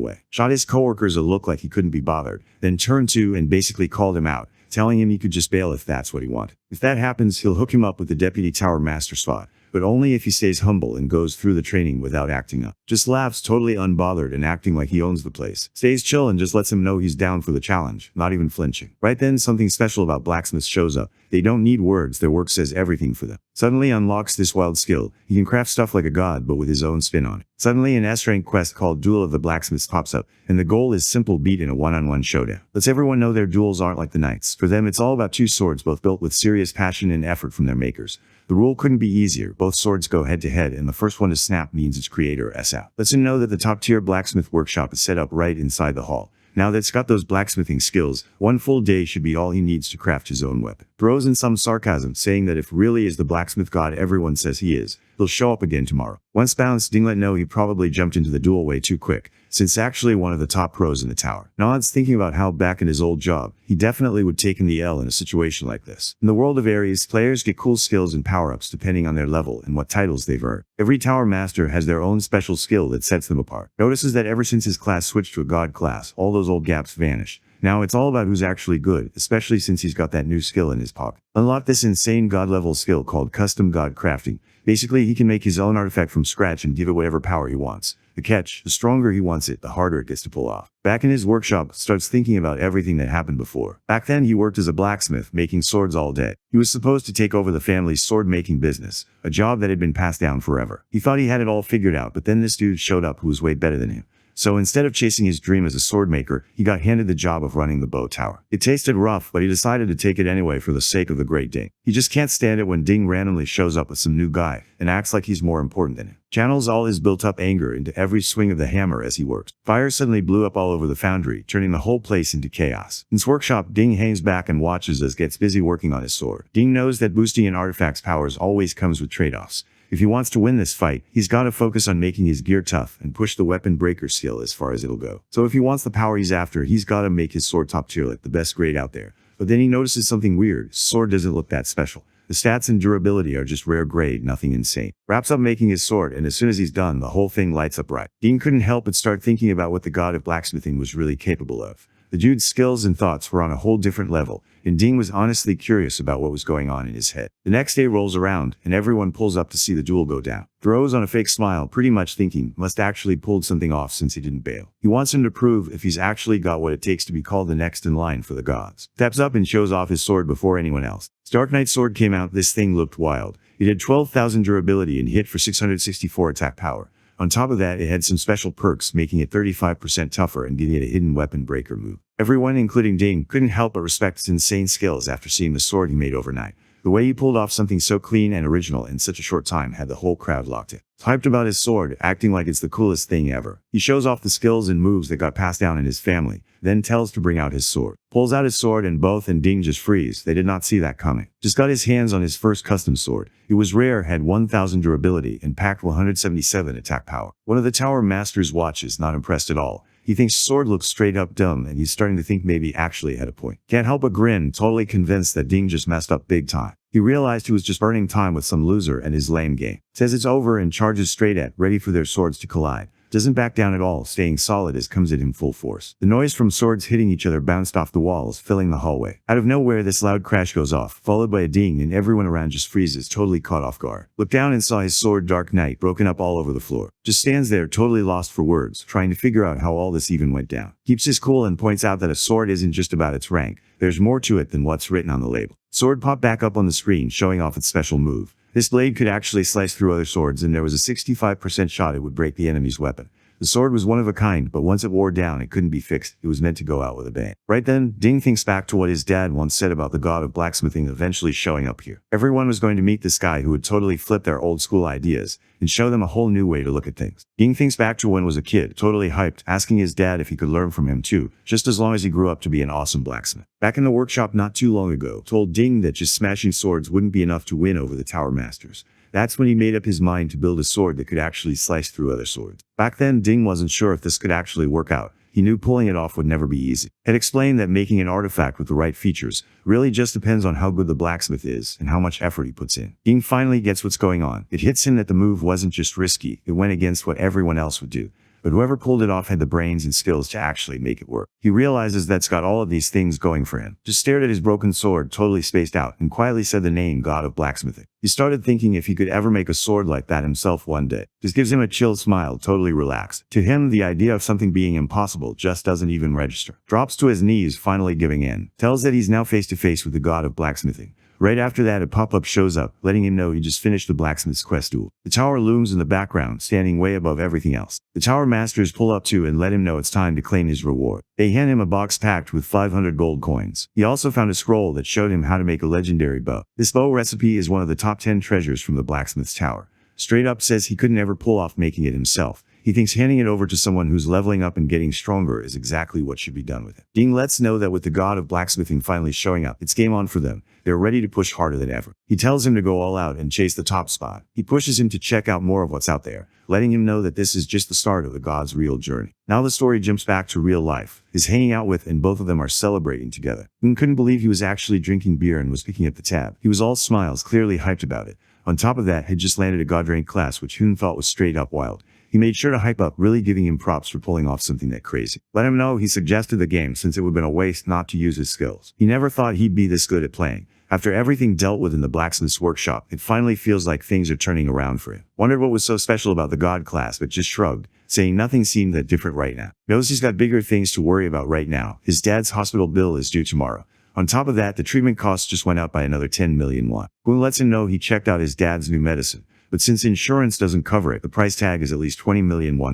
Hoon also brings up how much burn treatments are costing it. Figures out that just picking up the class isn't gonna make him rich. He realizes he can only make and sell so many artifacts before he hits a wall. He breaks it down. It's time to start grinding levels and stacking up some clout, because this is where his journey as a god really kicks off. He tells him it's smart to get close with the most popular guy in Ares, because doing that means he could score way better rewards and rare items, even on quests that aren't anything special. Once he's got those, he can use them to make some insane artifacts all over again. Starts wondering what it'd be like to actually get close to the top player in the game. Meanwhile, Hoon suddenly lights up with an idea and tells to hold on for a sec. Full of energy, lets everyone know that his older brother's got what it takes to crush it and help him level up. Just rolls his eyes at the guy and tells him to focus on not getting himself fired. Pulls up his phone and shows his buddy the latest post from the Ares user group. Everyone's buzzing about this player called Lord, the guy who's always stuck at rank 21. Now he's finally made it to legendary class, and the whole community can't stop talking about it. Lets them know that there's something even crazier coming up. Nobody really expected it, but Lord actually took down Sword King. Nobody had ever pulled this off before. No one had even landed a hit on him. Everyone's trying to figure out how Lord pulled this off. At the same time, can't stop thinking about how the hospital bills stack up to 30 million won every single month. He realized he had to handle those overdue bills before the day was over. He figures out that no matter how he stacks the quest rewards with what he got from the auction, it still won't cut it. He knows his dad's treatment can't just pause now. Just then his phone buzzes and he sees that the sword he crafted just sold for a wild 53,310 gold pieces.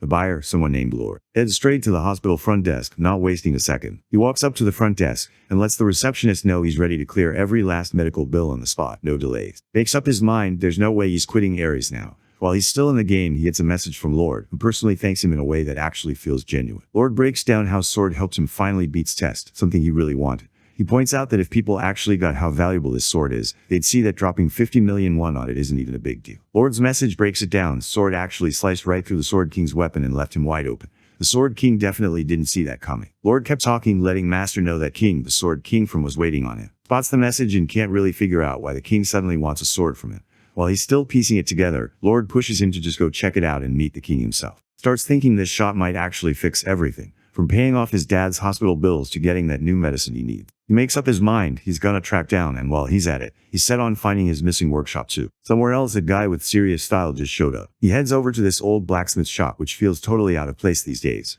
He's there to remind them there's just 1 month left on whatever deal they made. Was on the phone with just chilling when suddenly said he couldn't meet up with. That caught off guard, and he could tell was thrown by whatever was going on. Isn't buying the hype about God-ranked classes being the end-all be-all. He can't wrap his head around how a rookie at level 10 is supposed to pull up and meet a king. He breaks it down, saying you can't just roll up to a top-tier NPC unless your level and fame are both stacked. If you want to see, you gotta hit at least level 200. Lets him know it's totally doable, and brings up the martial arts tournament. Every year in the kingdom they throw this event, but only players between level 50 and 60 can get in. He points out that King is always on the hunt for new talent, so he sets up this tournament every year to spot outsiders who could level up and join his crew. He finds out the tournament's happening soon, and whoever comes out on top gets the prize money straight from. Basically tells him that if really wants to see right now, this is the only shot he's got. So hops into a carriage and heads out, locked in on wherever he needs to go next. Taking Ding's advice, he makes his way over to the castle area. Ding explained that this spot sits right between the Prime and Kingdoms. Out here, people fight the undead every single day, and honestly, they could use his skills more than anyone around. The castle area is where everyone gears up and fights off undead monsters trying to take over. Ding said this spot was where you could level up the quickest. It's locked in, ready to get this mission done no matter what comes his way. When he finally got to the castle area, Centaurian Render shows up to meet him. He gets asked if he just showed up with backup from the capital.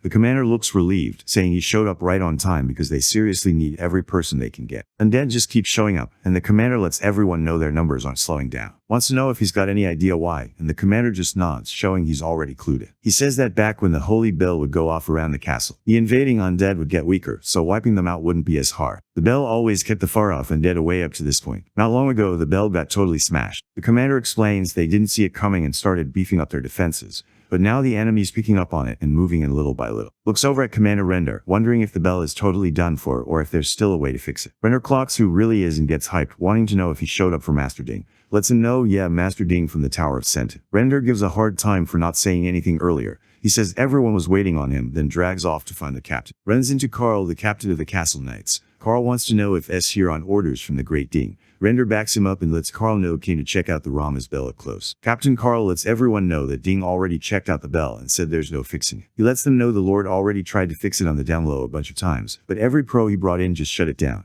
The Rama spell's totally trashed, nobody can fix it. He mentions there's still one guy left in the castle trying to figure out a fix, but honestly it's pointless. Render remembered the guy was level 290, but beating him just wasn't happening. Captain Carl wanted to know what could do, so he asked about its level. Said he was at level 13 right now, and Render couldn't believe it. It totally caught him off guard. The captain lets know he's not out here trying to point fingers, especially since stepped up to help. But honestly, with skills right now, he'd be better off finding a spot where he can actually make a difference. The captain lays it out, the castle's pretty much toast, barely hanging on. Once the main undead army starts pushing forward, that's game over for everyone inside. The captain stands firm, knowing it's on him to keep the Lord and everyone else safe, no matter what. He's not backing down from what he has to do. Right then, a soldier runs in, yelling that the undead are coming for the eastern wall. They're ghouls, and a huge wave of them is charging straight at the group. The ghouls' level shows up as 41. The captain knows things are getting serious, so he tells his squad they have to defend the gates no matter what. He tells Render to come with him and heads out. He makes it clear too that whatever they talked about has to stay between them, no exception. Figures if this quest is anything like the Orc War, he's got it covered.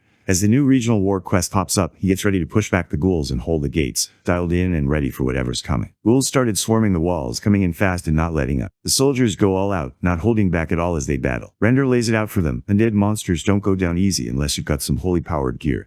Since they don't have that, they'll have to keep hitting the same spot over and over if they want a chance at taking one out. Render can't believe his eyes when drops a ghoul with just one arrow straight to the head. He didn't have any holy powers at all. Pulls off his flying arrow move. His attack blasts straight through the line of ghouls, taking them all out in one go. The arrow blasted out, cutting straight through the ghouls one by one like it was nothing. The soldiers start hyping each other up, pumped and all in. Render stands there locked in, not caring how many people he's up against. He's ready to take everyone on by himself. Realizes this whole thing isn't as tough as he expected. He figures if things keep going this smooth, they'll actually pull off the mission. The system notification pops up, letting everyone know a new story is about to kick off. Out of nowhere, something dangerous shows up, and now there's a new quest. Take down this massive siege ghoul. The soldiers totally freeze up when the giant ghoul pops out, and right away they know they need to get the captain. No time to mess around. Another soldier lets him know that Captain Carl's tied up at the gate and can't send any backup right now. Danger was getting closer, and Render couldn't help but worry that the wall might not hold up. Let everyone know he was about to pull the monster's focus, then he just jumped right off the wall. The soldiers start yelling, trying to get his attention and let him know he's taking a huge risk by going out there solo. Down on the ground, steps up to face the huge ghoul. He moved fast, slipping past every attack and landing solid hits right back. Manages to get the huge beast to focus on him. Figures that after he gets rid of it, everything will finally chill out. He keeps weaving around the ghoul's wild swings, staying just out of reach. He figures the best move is to drag it out from the wall as much as he can. He starts thinking about whether he's really got its full attention on him now. Out of nowhere, the ghoul just charges at him, way stronger than he expected. Didn't expect the beast to move that fast. It completely caught him off guard. He grabs his bow, wanting to keep some space between him and whatever's coming. He slides across the floor and lets an arrow fly through the air. The arrow lands straight in the ghoul's head. The arrow just hits and falls off, doing nothing at all. Didn't see that coming. The ghoul snaps back with a wild strike, and his health bar tanks, dipping under 10%. The system notification pops up, letting him know that if his health hits 0, he's getting kicked out instantly. Yells out, not ready to give up yet, but his energy gives out and he drops to the floor totally beat. Drops down to his knees, trying to wrap his head around how weird it is to get kicked out of the game like that. He suddenly gets it. If he doesn't finish this event, he's out of the martial arts tournament for good. If that goes down, his dad's hospital bills are on the line. Fixing himself and getting back to being a blacksmith would just be off the table. He's done being that guy who just gives up. Deep down, he knows this game is the one shot he's got to flip his life around. Locks in and decides he's not backing down, no matter what happens next. He lets another arrow fly, and it lands right on the giant ghoul. The creature lets out a painful scream, but the monster isn't having it.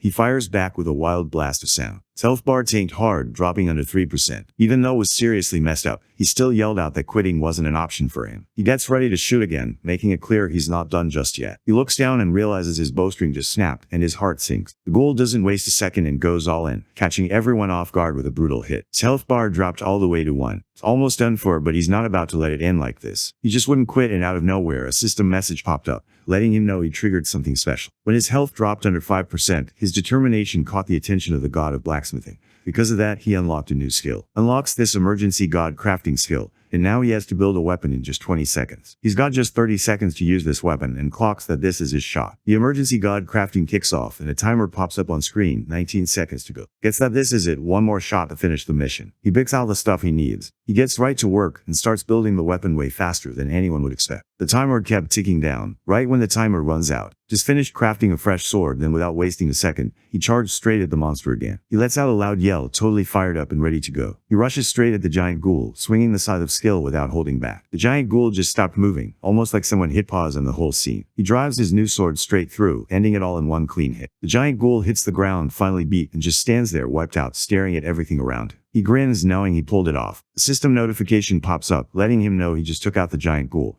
That kill gave him a ton of experience, bumping his level up to 38. Finally lets out a breath, glad he's strong enough now to enter the tournament. As soon as the pressure drops, he just drops to the ground, totally wiped out. Render and the soldiers spot him and rush over, calling out to him as he's just lying there, barely hanging on. Wakes up in bed, covered in bandages. He slowly sits up, trying to figure out how long he's been out. The first thing on his mind is what happened to the ghoul. Wakes up and sees a bunch of soldiers around him, all hyped up and chanting his name like he's some legend. They're calling him a real hero, and he just takes it all in, still trying to process what happened. The soldier walks up and lets him know they made it through that day because of him. He gets a quick thanks, and it's clear everyone there gets just how much he did for them. Captain Carl showed up too, giving him a nod of thanks and wanting to know how he pulled it off. Admits he doesn't really know how to put it into words. He figures no matter what he says, nobody's gonna buy it. The captain won't let it slide, though. He's quick to say that this guy was actually the one calling the shots in today's fight. Starts running through his game plan in his head. He remembers that ghouls, kind of like ghosts, can't handle holy power. Seeing the sword instantly took him back to the sword of the four symbols, a weapon everyone knew for kicking out evil spirits and keeping trouble away. He remembered what his dad showed him about fixing things up, and because of that, he managed to restore this sword and make it work again. Can't help but be thankful that everything played out just like he pictured. Captain Carl really wanted to thank him, so he handed over a bag loaded with 2,000 gold coins.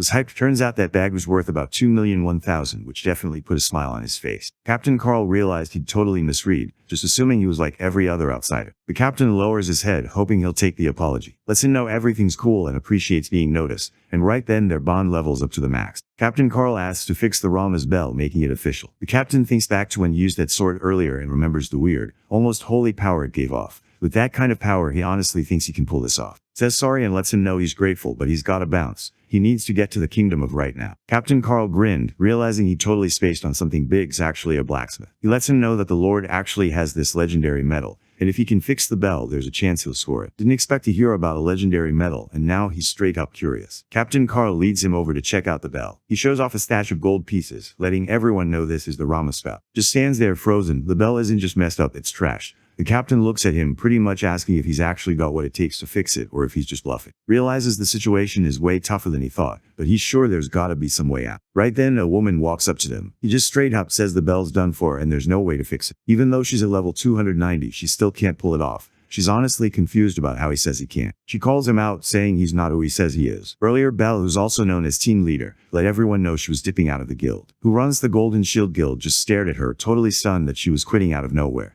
He couldn't believe she was ready to walk away after everything she put into the guild. But she didn't even hesitate. She just let him know she was done and needed a break. Crone really wants her to stick around, telling her that if she can get the blacksmith to join them this time, everything will start looking up. But she just snaps back, clearly annoyed, pointing out that this is exactly the issue. How can they throw $500 million a year at some random player? Crone points out that the blacksmith made bank by selling his very first sword for 50 million won. He thinks that if they can get on their team, the guild's growth would skyrocket. Belle points out to Crown that the first blacksmith they hired was just some outside guy, and the next one totally violate after grabbing the cash. She mentions that another blacksmith hit the jackpot and just bounced, and keeps rattling off all the other times things went sideways. Belle tells him to chill and points out how much work it is to clean everything up. She makes it clear she doesn't want him getting in her way. Crone doesn't really want to, but he goes along with what she decided. He lets her know that if she ever wants to come back, there's always going to be a spot waiting for her. Now the story jumps over to Castle. Belle showed up and saw the whole village wrecked. He just stood there staring, trying to figure out how a place like this could be wiped out so fast. She looks around and realizes this spot made her see everyone here as actual people, not just background characters, pretty much like herself. Belle thinks that if they can just get the Rama's bell working again, maybe all this chaos will finally stop. She figures it's time to double check the bell, just to be sure nothing's off. When she gets to the bell room, she spots hanging around, which catches her off guard.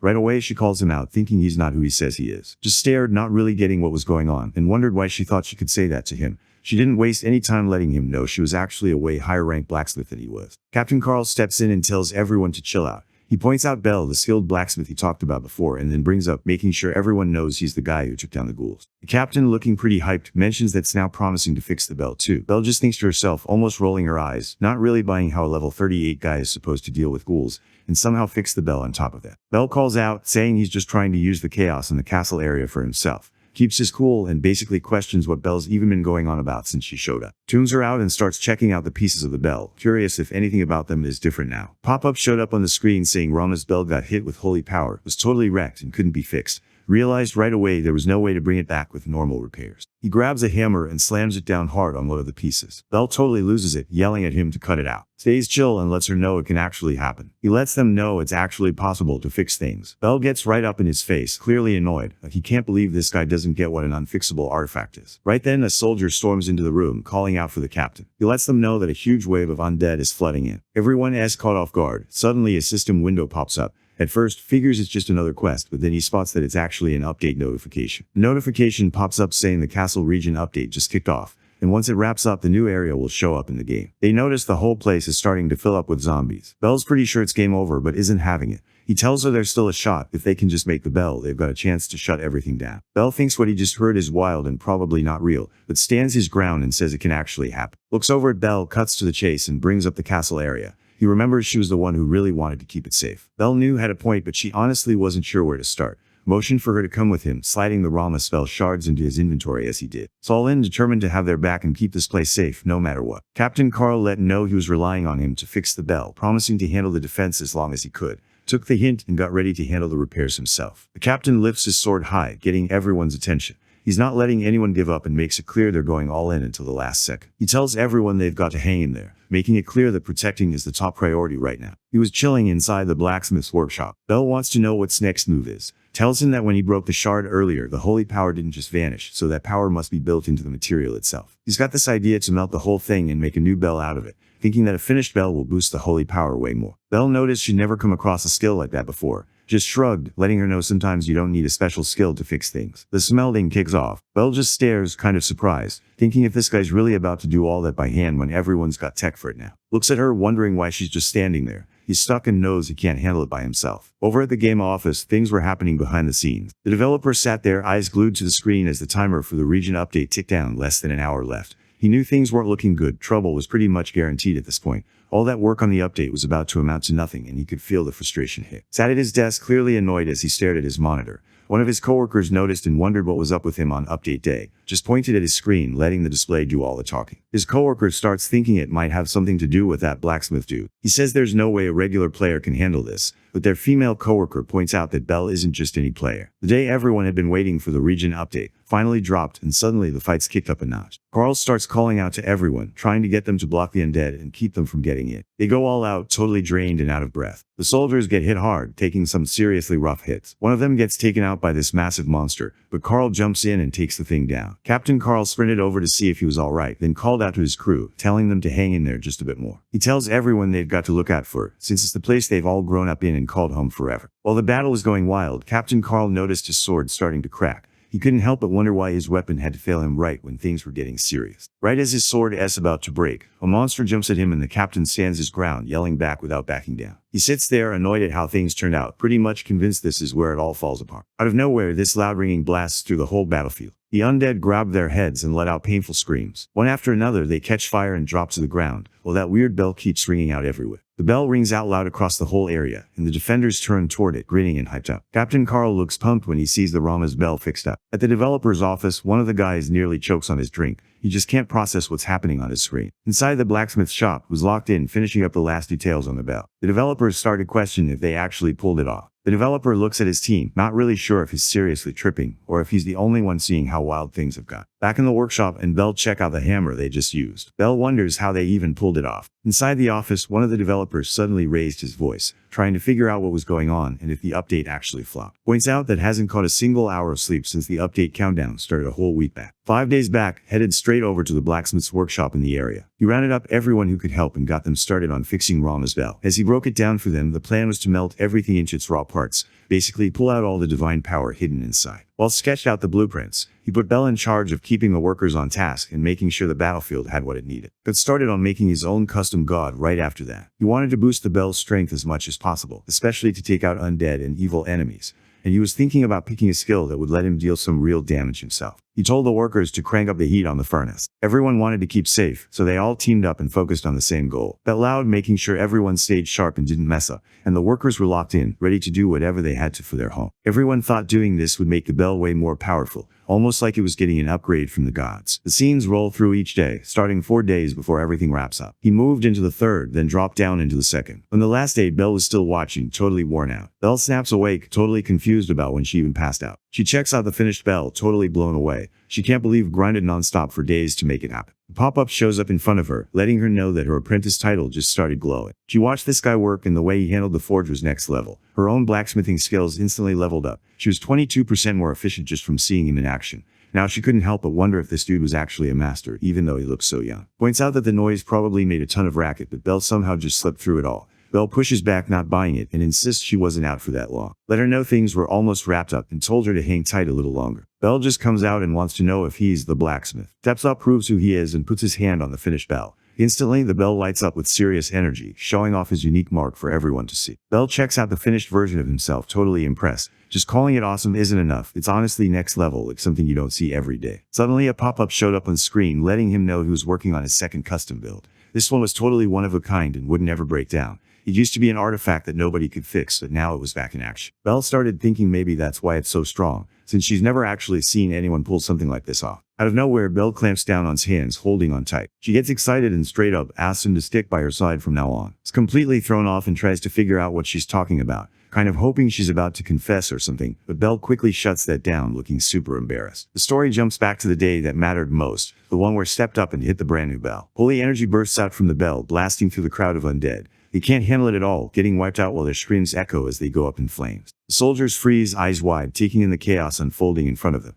Their screens light up with a message: just made a new bell, wiped out the undead, and now he's got the power to block the update and start a whole new story. Pumped his fist, feeling relieved that he actually made it in time. He couldn't help but be grateful things worked out. He suddenly drops to the ground, wiped out and barely able to process what just happened. Belle hurries over, clearly worried about him, checking if he's alright. At the same time, a system notification pops up confirming that the Rama's Bell quest is finished. He noticed another message pop up, letting him know the rewards just got switched out. Word got around fast in the Ares player community. Someone jumped online asking if anyone had heard of the Blacksmith and dropped a post called The Reason the Region Update Failed. They even shared pics showing the tower before and after Bell fixed it. People see his name and remember his first custom sword, so when word gets out that he fixed the Rama spell, everyone's surprised. After that, his workshop starts blowing up with way more players checking him out. Opened his eyes to his phone blowing up with non-stop notifications. Lying there in bed, he tried to figure out why his phone was going off like that. He checks his workshop's follower count and sees it shot up to 101,655. He can't believe it, just staring at the number and thinking about how wild that is. Grinned to himself, thinking it was pretty smart that he carved his name on the bell.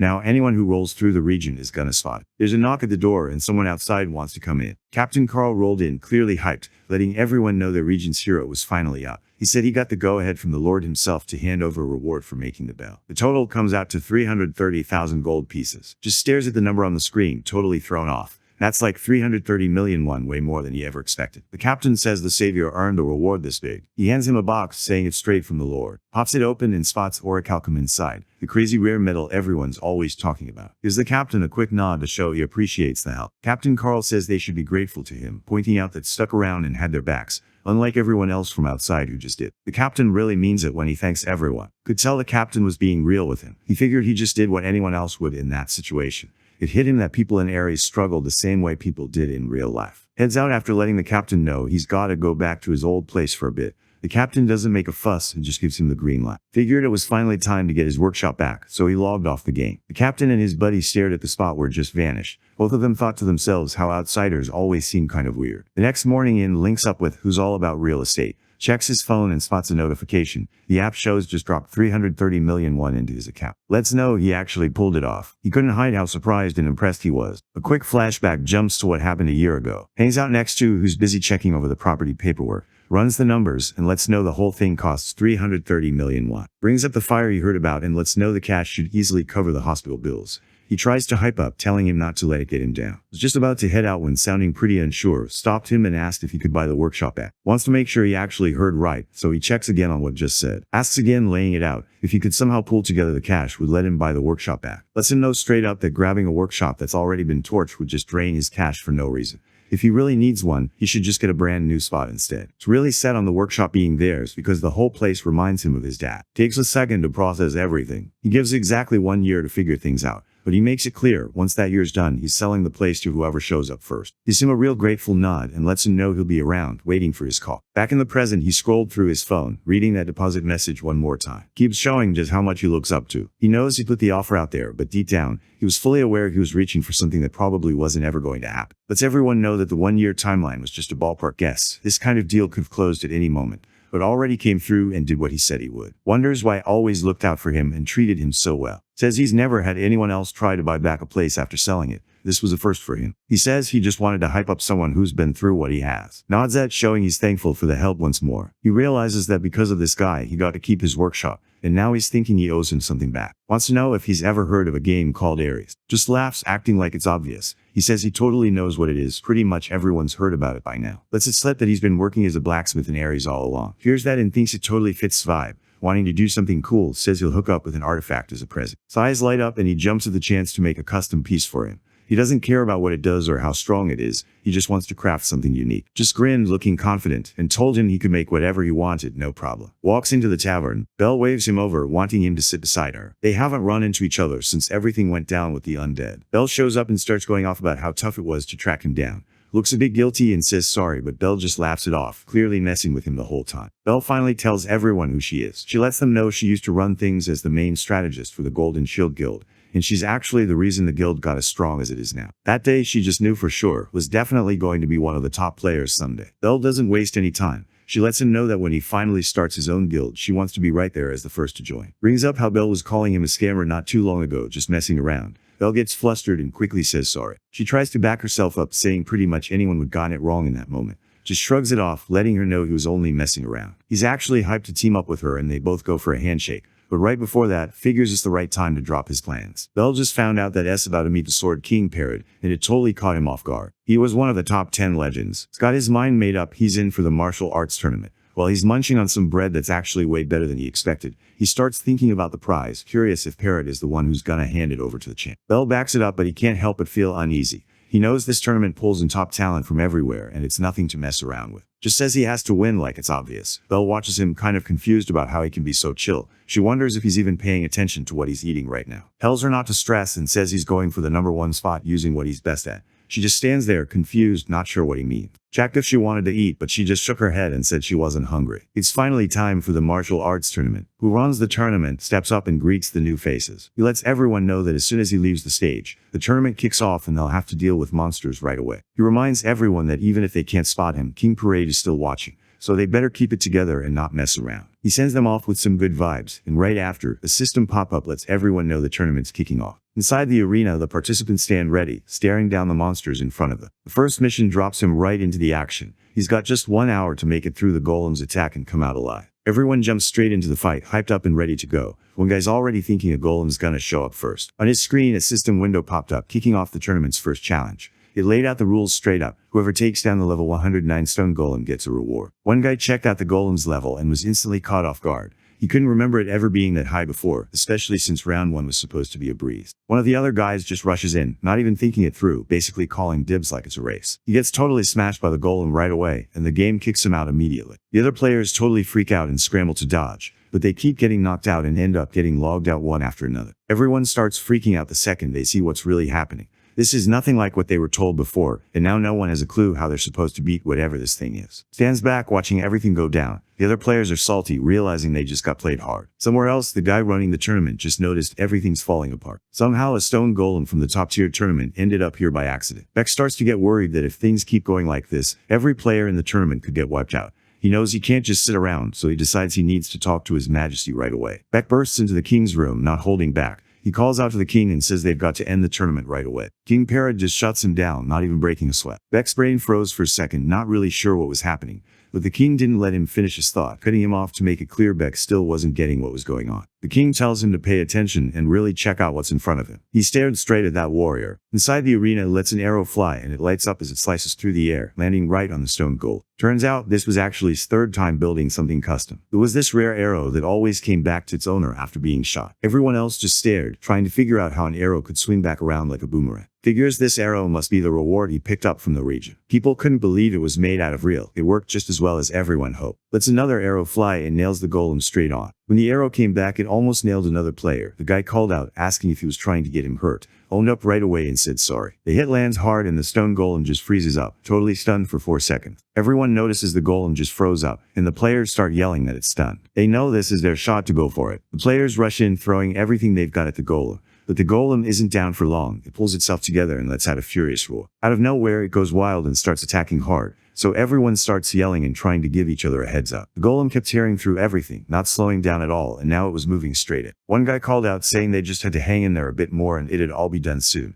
while someone else started yelling telling him to get moving. The players get slammed and are barely hanging on. Right before things get serious, quickly grabs his daylight sword instead. He let everyone know he wasn't done yet. He holds his ground and stops the golem's huge swing. He gets slammed so hard that he ends up flat on the ground. Beck really wants King Parrot to end the tournament right away. He can tell the guy in the ring is totally wiped out and can't keep going. The king's eyes are locked on the scene, just taking it all in, when out of nowhere, something wild goes down and grabs his focus. It was down in the arena, but he wasn't out. Even after hitting the ground, he pulled out that emergency god crafting skill one more time. The item finishes crafting. This led to the creation of the Damascus Wooldu, a weapon built just to slice straight through stone. Lands one solid hit and takes down the stone golem, finishing the fight just like that. The Damascus fades out since it was only made for emergencies, and his phone goes off with non-stop level up alerts. Can't believe that his level just jumped up by 14. The other players stare at him, totally confused, trying to figure out how he pulled that off. Looked around, totally lost, thinking they were supposed to beat the thing. The other players just shook their heads and explained the whole point was to make it out alive. Going up against a monster that strong was basically impossible. The group lays out that the trials split into 3 parts, but this golem popping up had already thrown everything off balance.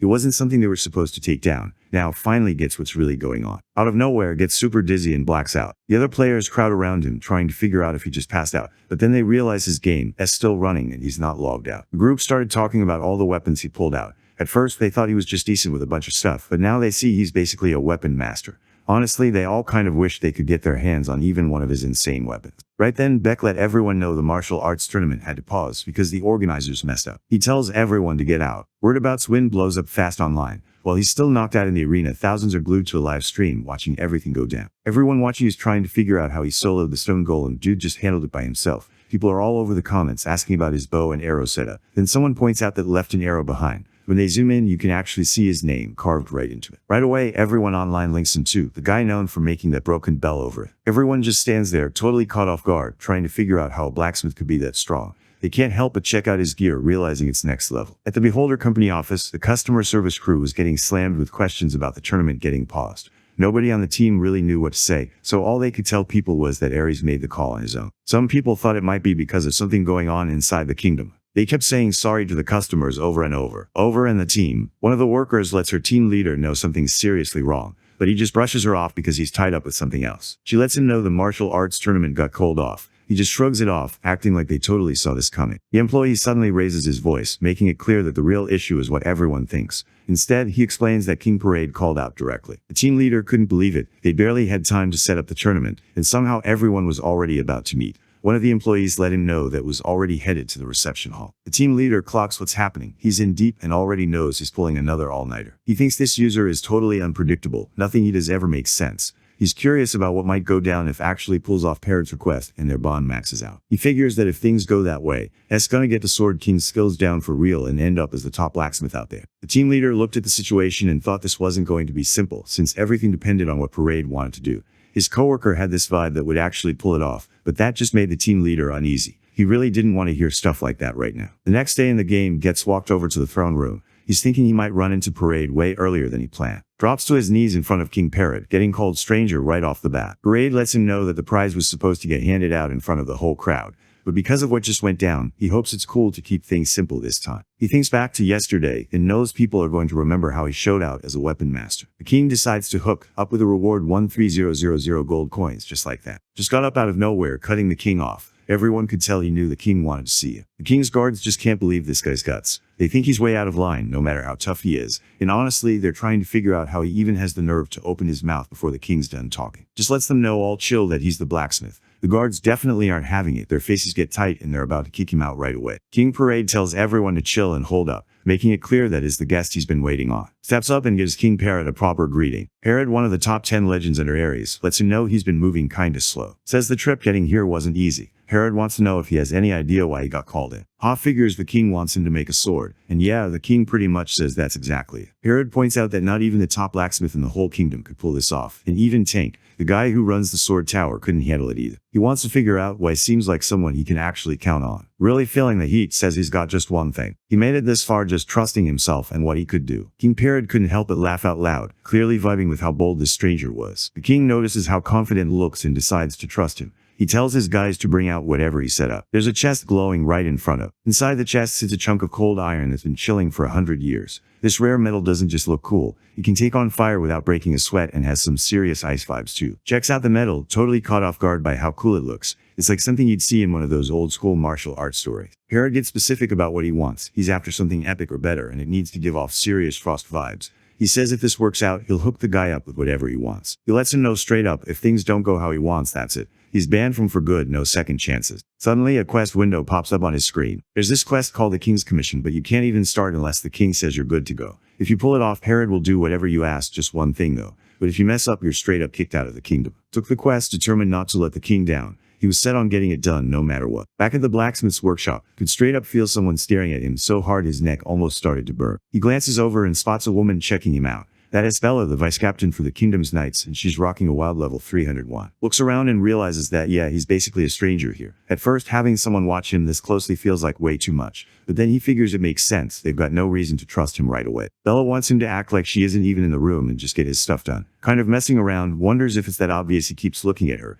and she basically calls him out, saying he's not subtle at all. Bella wonders who this guy even thinks he is. She remembers that His Highness is counting on them big time, and she decides he seriously can't mess this up. Can totally sense how much pressure she's dropping on him right now. Out of nowhere, hears the doorbell go off in the game, which totally throws him off. He quickly lets Bella know he's got something going on IRL and needs a sec. He lets her know he's gotta head out for a bit, checking if she's cool with it. Snaps awake inside his capsule back in the real world. Still half asleep, he pushes himself up and heads straight for the door, ready to see what's waiting outside. He didn't expect to run into the landlady. Wants to know why she showed up. She lets him know she's selling the house. Her husband just lost his job, so they've got to figure things out. She throws in an apology, clearly not thrilled about the whole deal. Thinks she shouldn't be the one apologizing. He knows deep down he's the one at fault, since he got the place for less than it's actually worth and hasn't always paid rent on time. He wants to know how much longer he can stay, and she lets him know he has about 2 weeks before he has to move out. She gets embarrassed standing in front of him, but he just tells her there's no need for that. He lets her know he's been doing all right here, then gives her a respectful bow. While she's gone, just sits there replaying the deadline in his head. 2 weeks. It's wiped out. He knows he made some solid cash in areas. His dad's hospital bills stacked up into the tens of millions. And just getting the burn-down workshop back set him back over $33 million.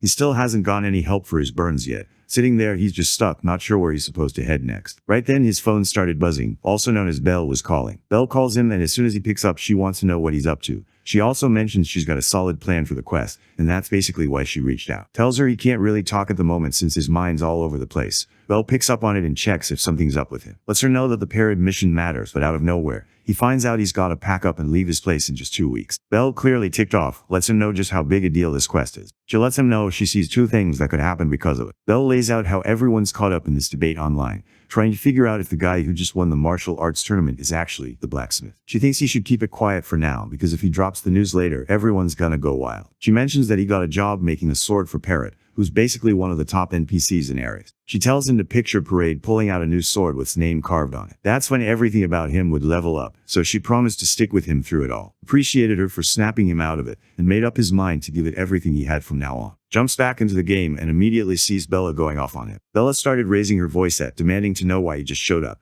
Looked confused, trying to figure out what was even going on. Bella lets him know that His Royal Highness Parrot is involved. He's stuck inside the dragon's nest. Totally thrown off, wants to know where King Parrot is stuck. He wants to know exactly where the dragon's nest is. Bella can't believe he's asking. He doesn't even know the spot himself. Just admits he figured he should at least pretend to be surprised. Time's almost up, Bella lets him know. She breaks it down fast, letting him know that the flame nest is just what everyone calls the area where all the fire monsters hang out. Out of all the dungeons out there, the dungeon stands out. Nobody's ever made it back from that place alive except for King Parrot. Couldn't figure out why the king decided to head back into a dungeon he'd already cleared, especially when the king still hadn't picked up the weapon he asked to make. Bella explains that the reason is pretty simple. His Majesty wants payback on someone there. Didn't see it coming when he heard he was the one someone wanted payback on. Everything moves over to the flame nest now. King Parrot shows up, clearly hurting from his wounds. He stands in front of the gate, knowing that as soon as he walks through, everything's about to kick off. He knows his sword right now just won't cut it. He's honestly just glad his guys made it out okay. He already knows backup won't get there for at least 3 days. He cracks a weak smile, kind of realizing he probably should let the stranger finish making the sword before jumping in. Out of nowhere, a memory hits him and he really misses his son Ban. He wishes Ban was still around. He figured he was probably around Sage back then. The memory of his own son passing away right in his arms, calling out for his dad, always stuck with him. Herod remembered a rough moment when he asked his son why he showed up without saying anything first. Dan explained he wanted to beat the dungeon, hoping this would finally make his dad proud of him. Now he gets it, he just wasn't strong enough back then, and he owns up to it. Herod tells his son to stop apologizing and to just hang on. He wants him to focus on staying alive. Ban says sorry to his dad one more time. He takes his final breath right there in his arms. Parade just sat there holding his friend's body, totally crushed. Right now, Parade thinks he probably should just waited for the stranger to pull out his sword. He knows there's no way he can just let get away. He's been waiting for this guy to show up for years, and now he's locked in on taking him out. Herod heads straight for the blazing dungeon gate, not slowing down for a second. Since the prince passed away, Bella says the king has been doing everything he can to find, but's been staying hidden and not making it easy for anyone to catch him. Bella points out that this could be the king's final shot. She's real about it, trusting someone like who she barely knows just isn't easy for her. She figures there's gotta be a reason the king picked him for this. Bella drops to one knee in front of him. As a knight for the kingdom of she straight up asks him to help save the king. Suddenly, a new emergency quest pops up called a sword that can save the king. To do this quest, he has to say yes to Bella's request.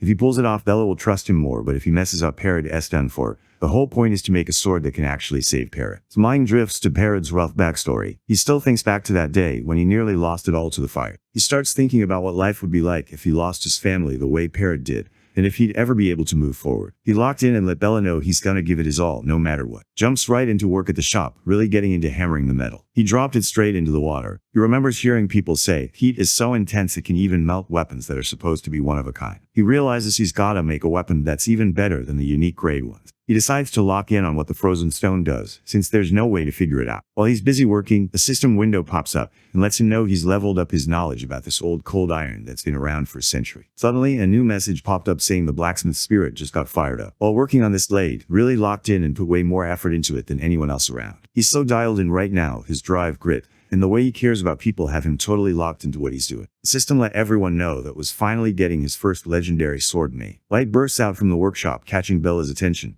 She starts thinking it might finally be done. Stands there gripping his new sword that's glowing bright. He decides it's finally time to go rescue King Parrot. Over in the flame nest, Parade gets slammed hard and lets out a painful yell. He drops to his knees, locked in and ready to finish this right now. Out of nowhere, the boss of the flame nest in rocking level 409 steps up right in front of him. Parrot calls out for. He just rolls his eyes at him, acting like the guy doesn't get it at all. He'd been counting down the days to finally see him. Both of them rush straight at each other, ready to throw down in a wild fight. Suddenly unleashes a roar so loud it feels like the whole place is shaking. King Parrot and are still going at it, not letting up for a second. Goes all out with some wild fire moves, but Parade steps up and shuts him down, blocking every hit. His insane strength just shuts him down completely. Parrot didn't expect sword to be straight up made out of fire. He takes hit after hit, unable to defend himself as the punches keep coming. Throws his hands up, totally hyped after winning. He lets loose a blast of fire and it sweeps out in front of him. Parade couldn't handle it and had to back off, hurting pretty bad. Let out a proud laugh, totally owning the moment. Parade drops to his knees, totally drained, thinking he blew it and that everything's over. Gets ready to finish things off, winding up for that last hit. He chucks his spear right at Parrot. Out of nowhere, a giant sword made of ice shows up and shuts down his attack instantly. And Bella showed up right when it mattered. Bella yells at King Parrot, making it clear he should grab the new sword. Parrot picks up the glowing sword that just landed in front of him. Pop-up showed up on the screen, breaking down all the stats for his custom sword for Parrot. Yeah, it's legendary.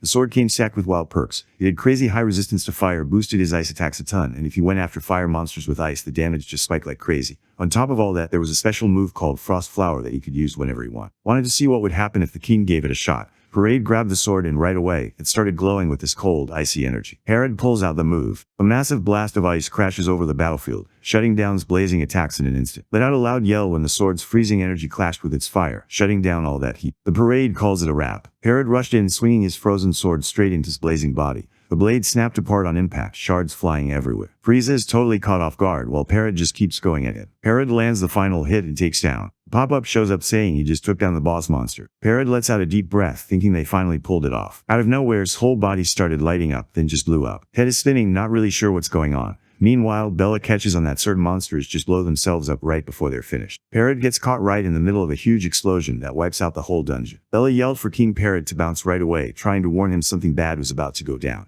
But Parrot just told her to chill and stay where she was, acting like it was an order from the king himself. He stares at the locket, seeing his son's photo inside. In that moment, he just wants everything to stop right there. Bella's stuck, not sure what to do next, but deep down she knows she's got to step up and save the king. He told her to stay away, which left her stuck wondering what she was supposed to do next. Walks ahead by himself. He lets her know he's heading out to find the king. He pulls out his emergency god crafting skill and whips up a shield that can handle fire without breaking a sweat. Steps right into the burning building, not hesitating for a second. He calls out for King Parade, hoping to get his attention. The king tells him to head back, saying he's already done enough. Stands his ground, not budging an inch. He's made up his mind. He came all this way to stick by his friend, and he's not about to dip now. Wonders if he's making his choice just because of the person in that locket. The king owns up to it, saying he's the reason his son isn't around anymore. He sits there thinking about how he's even supposed to show his face and keep going with life. Looks over and wonders if the person in the locket would actually be cool with what's happening right now. Parrot just loses it, glaring at. He's fired up, basically warning to keep his mouth shut. Nobody else should ever find out what he's going through. He had to live with the pain of losing his kid, all because of what he did. Parrot grabs by the collar, not holding back his anger, and basically lets him know he's way out of line. Just stands there and owns up to it, admitting there's no way he could ever understand that kind of pain. He lets everyone know that he's been through some tough stuff too, sharing that his dad's currently in a coma. Shares with the king that he used to hope every day his dad would wake up, but now honestly he's just glad his dad's still around, no matter what. He lets him know that his son probably feels the same way. Parrot wraps his arms around, holding him tight while it breaks down. Parrot quietly hopes he can finally let his son rest. The king gets hit with a vision of his son smiling at him. Guilt hits hard, and he just keeps apologizing in his head over and over. Leaned in close and told him straight up that he had to keep going, even if his dad messed up. He wonders if he should step up and be the kind of dad his son would actually look up to. King Parade backs him up, letting him know he needs to step up and not embarrass himself as a dad. King Parrot just grinned and signaled for her to head out. They step out as the fire behind them falls apart. Bella darted over, clearly worried about the king. Quickly let her know the king was alright, trying to calm her down. He lets her know he'll be back in no time. Just then, a system pop-up shows his HP drop to 0 and he's about to get kicked out of the game.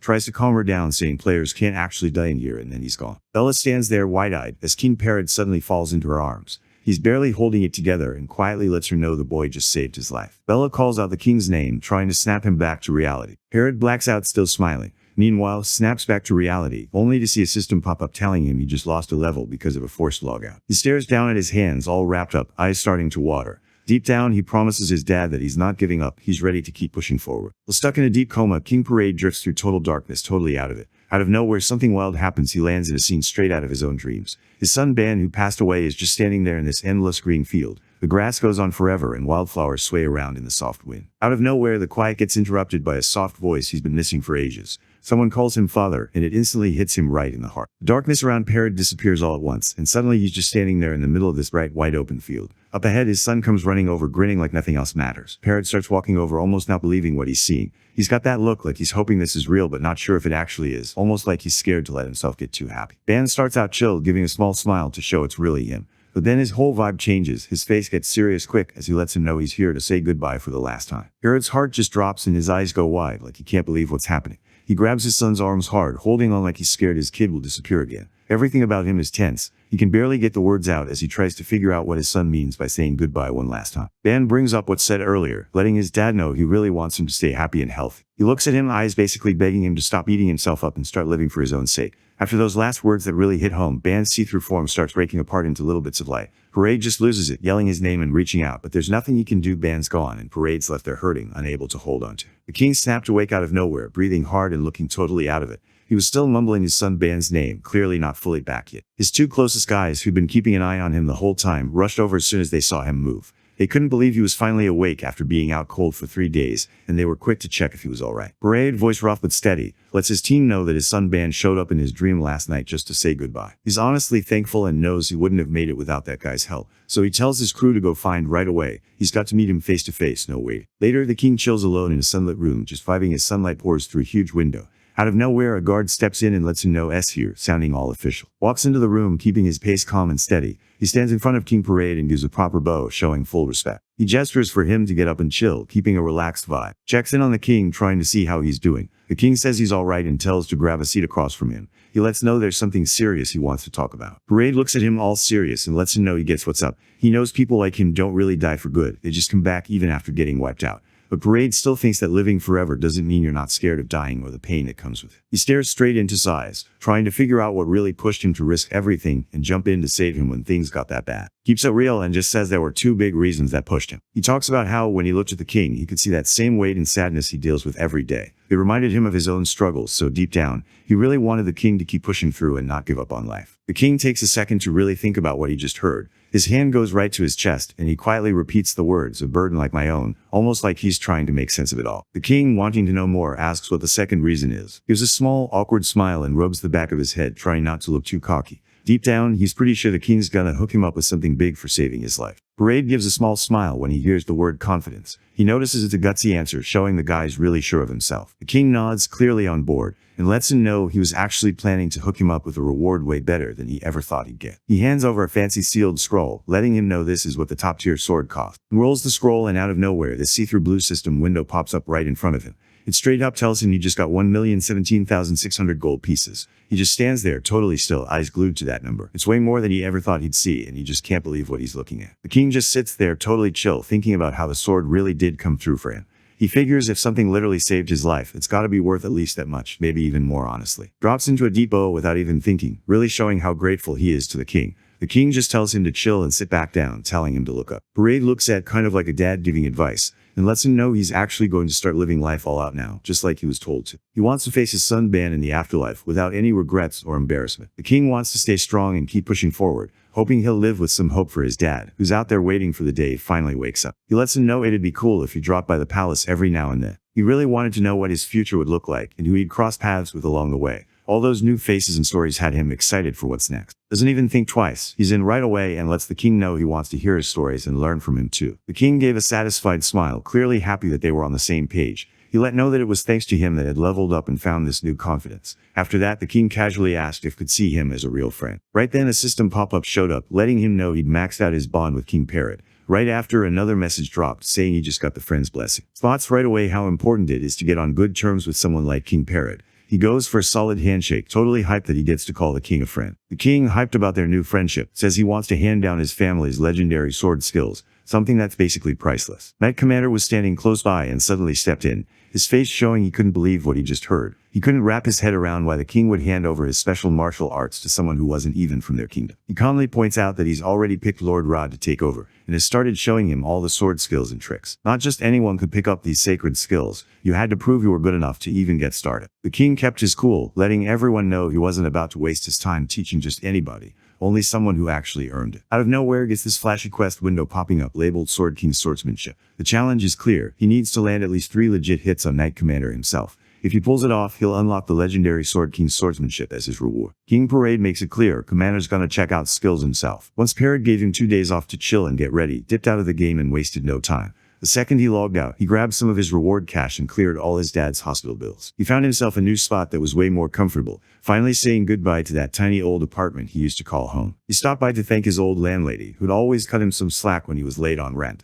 and handed her a small gift to show he appreciated. Once he got his main stuff sorted, he hit up his buddy Hoon and told him to come out for dinner. He was covering everything. Didn't buy it at first. He figured it was just another basic invite to eat instant noodles, nothing special. He didn't expect it at all when they ended up meeting at a fancy spot that served top-tier Korean barbecue. Just stared, barely processing what he was seeing. Was actually buying him some seriously pricey food. At that moment, felt like nothing in life could surprise him anymore. Shot him a smile and said he wanted to buy him a good meal, just to say thanks for always having his back and helping out when it really mattered. Dinner was going smooth, and right in the middle of it, slid a fancy gift bag over to his friend. Popped it open, curious about what was inside. He opened it up and couldn't believe what he saw inside were the luxury Hermes shoes he'd been wanting forever. Stared at, totally confused, and pointed right at him. He just couldn't figure out how had that much cash to drop on something so pricey, and seriously wondered if the gift was actually meant for him. But no, the shoes were just a little present since he remembered how much he'd been wanting them.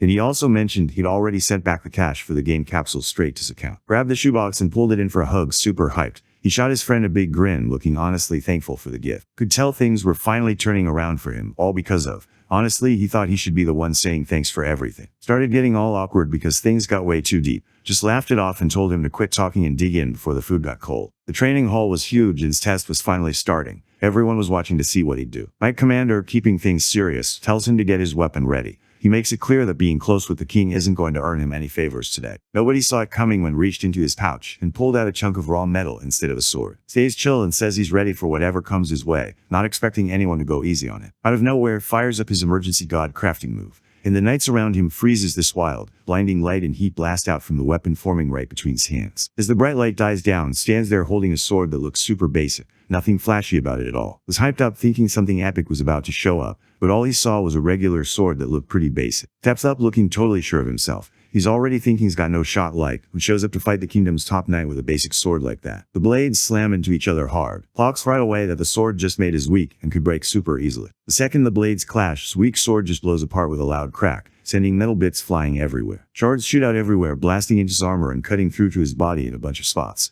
The pain hits fast, and he yells out, totally caught off guard. The broken pieces hit the hallway floor with a loud metallic noise, but luckily they didn't really mess anything up or hurt badly. Just stands there totally chill and lets everyone know his real goal was just to land a hit on the guy, not actually to take the whole win in the duel. System messages started popping up in front of him, showing every hit landing back to back. The numbers shot up super fast, letting him know the commander took 59 solid hits in a row. Points out that the test rules never said he couldn't pull off a move like that. Still staring at the new scratches on his armor, has to admit to himself, he never saw that kind of sneaky play coming. With full respect, he starts calling Lord now and wants to know who actually is. Steps out totally sure of himself, acting like he owns the place. He lets everyone know straight up that he's the god of Blacksmith. As soon as they heard that legendary name, then the other knights dropped into a perfect bow, all at the exact same time. Meeting the god of blacksmiths was a huge deal for them, and they were totally ready to let everyone know about the sword skills they were about to pick up. His face goes red as everyone totally overreacts, and the whole thing just gets way too intense for him. He really wants them to chill out and stand up right away. After that, gets thrown into 2 weeks of non-stop tough training with, and King Parade watching him closely the whole time. After grinding through some serious training, he finally picks up the Sword King's swordsmanship skill. His sword skills level up big time. Anyone watching would notice he's on a whole new level now. Couldn't help but notice how this tough training style brought back memories of other top-tier swordsmen he'd run into before. Because his level isn't that high yet, he could only pick up the basics for swordsmanship, Beast's Aura, Raging Wave's sword, and Sword's Cry. just the first 3 chapters for each. The king told him that once he leveled up his skills and got better with the sword, he'd finally get to learn the last chapters. Once his brutal training finally wrapped up, headed straight back to the throne room to see King Parrot again. King Parrot greets him like an old buddy and fills the king in. Now that he's shown what he can do, he's got something important he wants to ask. Finally puts it out there, he really needs that 100-year-old cold iron.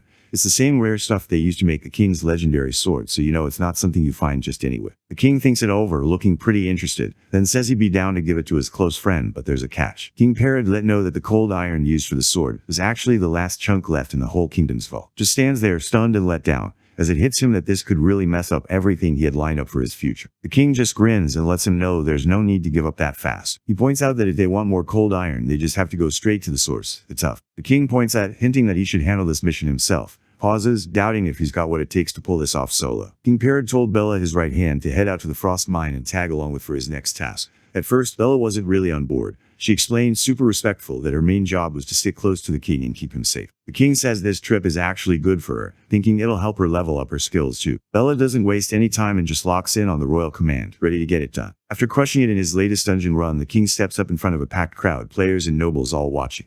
He lets everyone know he just clears too. The players can't help but hype him up, saying Parrot really is on another level and totally earns the Sword King title. Some guys with good eyes spot the insane sword Parrot's rocking. It stood out with this cold, one-of-a-kind energy that everyone noticed right away. They look a little closer, checking things out with their skills, and spots name carved into it in tiny detailed letters. That totally catches them off guard. Everyone on the team clocked the name right away. It matched what was carved onto the arrow that took first place at the last martial arts tourney. That got everyone talking, thinking this blacksmith might have pulled up in that. Online, guys couldn't stop talking about who the blacksmith really was. Nobody knew his age, his level, or even if he was a dude or not, and the forums were going wild trying to figure it out. People start joking that he's some chubby guy in his 40s who never leaves his workshop. It didn't matter who he really was. Tons of players started following his online workshop, all hoping he'd hook them up with some epic weapons someday. Back in real life, was scrolling through his phone when he spotted something wild. His workshop's followers had blown up to 310,000. Turns out Parrot showing off his sword in that big speech sent everyone rushing to check him out. He notices that everyone's suddenly locked in on the blacksmith, trying to track him down. He starts picturing how wild things could get if people found out the tournament champ is actually the blacksmith. He figures it's smarter to play it safe for now and just keep who he is on the down low. He knows he's got a long way to go before he gets where he wants. S about to dive into the frost mine, which everyone knows is risky. But before he goes, he takes a second to message someone he still owes a thank you. Somewhere else, a rich guy who invests in real estate and plays games for fun at a high level chills in his fancy office. He thinks about how King finally managed to clear Stoom after failing 3 times before. A place everyone thought was straight up impossible for anyone to beat right now. Can't help but remember all the times he tried getting into that dungeon for a rare quest, but it never worked out for it. All his rare, pricey armor just started melting from the insane heat in there. He thinks about how his wallet's stacked, but he still doesn't have the gear he needs if he wants to go big. He starts thinking about whether there's someone out there who actually knows what they're doing and could help him fix this problem. Right then he gets a message in the game from Lord, turns out, hitting him up to keep his word from before about making him some armor. Grinned wide the second he figured out who sent the message. After searching for so long, his message finally popped up for it. Sits there trying to figure out which promise the guy means. He suddenly got it. He was talking about the artifact they talked about earlier that day. He's ready to keep his promise from before, so he checks in with to see if wants to switch up any of the specs. He's planning to build it soon and get it sent out. Starts thinking if can actually pull off making what he needs, especially with how is right now. Says nothing's different, then checks in on his level. Tells him he's a level 59. Hears that and thinks S still not where he needs to be. Wraps things up by telling to give it his all if he can. Sitting alone in his office, thinks about sure the guy's level is pretty low, but he's still young and has some serious potential. Figures it's worth putting a little faith in him. Sitting in his car, scrolls through his phone and spots a headline hyping up the blacksmith. The article gives props for helping Parrot take down since he forged the king's weapon. Starts thinking about whether he should hit up for request too. He drops the idea fast, pretty sure who always turns down top players, wouldn't even look twice at a random guy like you. Gets annoyed when he notices the timer for his class change quest is almost up. He figures he might as well shoot his shot and send the request to the blacksmith, even if it's just this once. While in, Bella pulled up to the frost mine, couldn't help but stare. The whole place was covered in ice and it honestly looked insane to him. Suddenly a system pop-up shows up, letting him know he's the first one to step into this mine. As a bonus, he's getting double experience for the next week. Grins, pretty hyped to be the one who made it there first and snagged double XP. He wondered if Bella had ever been there, but turns out she was just as new to the place as he was. Still sees her as pretty closed off, like she's keeping her distance. Out of nowhere, a guy shows up holding a pickaxe. He wants to know how they ended up here and makes it clear that you can't just walk into this place without someone letting you in. Bella moves up and lets him know she's the vice captain of the Royal Knights. She pulls out some official-looking papers, showing they're here with the king's permission. Seeing the royal seal up close for the first time, the young guy just stands there, totally caught off guard. He can't help but be impressed by the whole royal family vibe. This stuff just hits different in real life. Let him know he worked as a miner and told him he was a blacksmith. Spots the group and honestly, he looks kind of relieved to finally see new faces after being alone for so long. Still, he stands his ground and makes it clear, nobody's getting past him into that mine. Sat there not sure what move to make next while just grin like he already had it handled. Turns out, his dad runs the whole mining crew, so things might not be as tough as thought. Steps up and says he'll take them to see his dad, then starts walking ahead showing them where to go. Nodded at showing he appreciated the help, just brushed it off like it was no big deal. While they're walking, spots this massive monster covered in crystals. He can't help but think to himself if that's actually a monster or not. Tells him the place is pretty cool and breaks down that it's actually a dungeon. He talks about how way back in the day, monsters used to pop up everywhere in the mine. Then, about 100 years ago, some wizard showed up and locked all of them away inside the dungeon. Keeps his eyes locked on the monster, not letting it out of his sight for a second. He checks it out curious if those crystals stuck on. They're actually that rare 100-year-old cold iron everyone talks about. Lets him know it's true, but also tells him to chill out and not push his luck, since getting any closer could actually mess him up. Kept going, letting him know that the space above the ceiling was basically monster territory. He made it clear getting in might be possible, but making it back out alive, that's a whole different story. He points out how bummed the miner is, since that closed-off mine probably still has the most ore left in it. He figures they're probably alright, since as long as those monsters stay locked up, everyone can keep working without freaking out. They finally pull up to their spot and nods toward a guy standing there, letting everyone know they're here, and that this dude is actually his dad. Takes off, heading straight for his dad and letting him know people just showed up. Let know he was heading out since his job was done. Appreciated the help and made sure knew he was grateful. Can't help but think about why some random person would show up here. Walks up to his dad, keeping it chill and respectful. The man spots 3 people rolling up, a royal knight, Bella, and some guy he doesn't recognize. It's obvious isn't from around here. He pretty much owns up to being the new guy. Like the guy everyone knows as the chief of the miners, sits at level 231. Like checks them out and thinks it's kind of weird to see this group together. He wants to know what brought them here. Tells like he's on the hunt for an ore that's even better than the legendary 100-year-old cold iron, something next level. But can't believe what he's hearing and just keeps repeating it in his head, wondering if that's even possible. Wants to know if he's got any info about it. Like remembers there's actually an ore out there that's even better than cold iron, but he keeps that to himself and doesn't feel like sharing. He wasn't the type anyone would trust, especially since he always seemed to be after something for himself. Lekes got it on his mind, if word gets out about this kind of ore in the frost mine. If things kept going like this, the whole mine was about to go off the rails. He looks over at Bella and realizes this stranger actually got the green light from the royal family. Like thinks about how he might get them to head out without causing a scene. After that, he turns to and checks if he's ever tried mining ore before. Just shakes his head, letting everyone know it's a no from him. But points out that most miners only pull up about 3 pieces of ore each day. Then he throws out a challenge, if can get 40 pieces in a week, like will hand over the info he's looking for. A grade 8 quest pops up right in front of him. He's got 1 week to pull out 40 pieces of ore, but there's a catch. He can only do it because I picked him. Depending on how much ore he grabs, the rewards change. If he flops, he misses out on the info about the rarest ore. Like waits for Xansar watching him closely, tightens his fist, clearly tense. He wonders what's plan is if he pulls out more than 40, catching like off guard for a second. But just laughs it off, acting like there's no way he can pull it off. But then he says if actually does make it, he'll go get the ore himself, as long as does it all solo, no squad backing him up. Wants to make sure Lex really serious about that deal. Like nods and promises to stick to it, lets him know they'll meet up again in a week. Once and Bella dipped out, Lex suddenly raised his voice, calling out for his son. He knew the kid was hiding somewhere and told him to show himself. Lech spots his son walking around even though he's hurt. Clearly annoyed, Lech wonders why he's out here listening in on their conversation instead of resting, and without wasting time, he snatches by the ear. While they walked off, Bella turned to Mr., wanting to know what made him stir things up with the mine chief. Lech stretches out his hand, letting everyone know he already knew he'd end up at the mine, so he made sure to get ready before showing up. Out of nowhere, a high-tech glowing mining axe pops up in his hand. Grips his axe and grins, totally locked in on finding better ore no matter how tough it gets. Behind him, Bella watches, kind of surprised at how unique he is, realizing the king has made friends with a seriously one-of-a-kind guy. 2 weeks later, just sits there, deep in thought. He remembers saying he was going to stay in the mine for a whole week. Still doesn't buy it. He thinks there's zero chance he'll ever pull this off, no matter how long he sticks around. Out of nowhere, he catches the sound of footsteps, and he freezes when a shadow starts to show up at the mouth of the mine. Showed up, clothes all dirty with soot, and Lech noticed right away, thinking the new guy had finally made his entrance. Laughs about how his face could totally pass for a miner now. Then, switching gears, he gets serious and reminds everyone that the deadline they talked about is here, so it's time to see what he's got. Lets everyone know to hold up for a second. Lech just rolls his eyes, pretty much unfazed. This is exactly what he thought would happen. There's no shot some random guy pulls this off. Out of nowhere, reaches out and drops a massive heap of different ores right in front of him. But jumps back, totally stunned when he spots a massive pile of ores shining right in front of him. Brushes the black dust off his face and lets everyone know he's counted up 200 pieces. Lech couldn't believe what he was seeing. He pointed right at, trying to figure out if this guy was actually the legendary miner everyone talked about. Just shrugs it off, holding his axe like it's no big deal. In his head, he's pretty sure he's just a regular blacksmith, nothing special. On his screen, a system window popped up, showing off the stats for his weapon, an axe called the Damascus Sword and Axe. It was unique grade, rocking 12,000 durability and 332 attack. Anyone could make it, but if someone else wanted to use it, they'd need to be at least level 50 up to 200. The weapon came with a special boost. It cuts through stone way faster with 170% more cutting power, and the durability barely drops when used on stone, taking 70% less damage.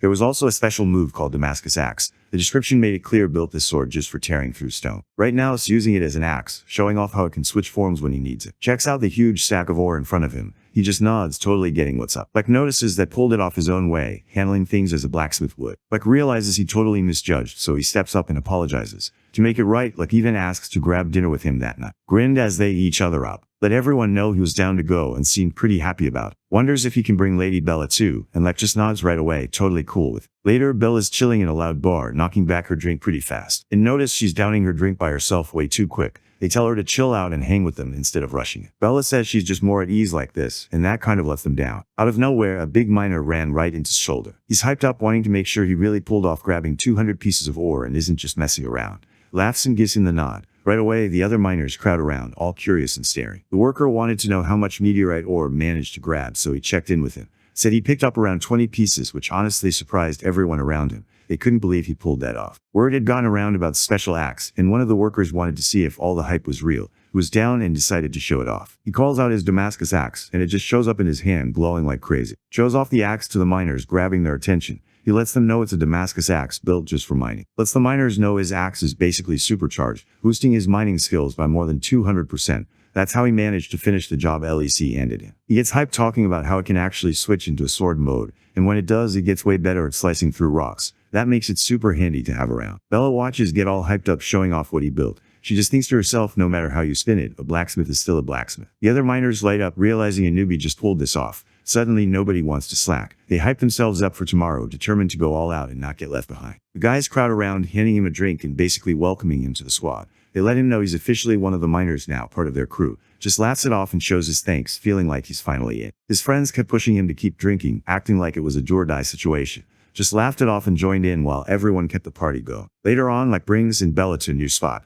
letting them know this is where the millennial meteorite ore is hidden. Stands there looking pretty lost, checking with Lek to make sure this is actually the spot he was talking about. Gestures of the magic barrier blocking the dungeon, letting Lek know again that they can't go in because of that thing. Lek nods, letting everyone know the ore is actually there. He's already figured that out, but his mind's on something else. The whole spot is crawling with monsters. Wonders if that's something everyone deals with, but Lek just brushes him off, saying it's his own issue to figure out. Looks around, trying to figure out how anyone's supposed to start mining in this place. Lek lets him know he's heading out to a different mine close by. If he gets stuck or needs anything, he can just pull up and find Lek whenever. Right as Lek heads out, gets hit with a random system window popping up in front of him. It's saying there's a new story starting. Caught off guard and starts thinking about what it even means for a story to just show up out of nowhere. It pops up on the screen that it's been a whole century since the wizard set up the barrier. Now it's getting weak. The notifications keep rolling in, saying that the monsters locked behind it for all those years are pretty much losing it, and the barrier is about to drop in 3 minutes. Spun around, panicked, and bolted after Lek, yelling for him to hold up. Lek paused and looked back, trying to figure out what was going on. Yells out that the barrier is about to give way, and they need to get the miners out right now. Lek just sat there trying to process what he just heard. The barrier had been solid for a whole century, so for it to break out of nowhere,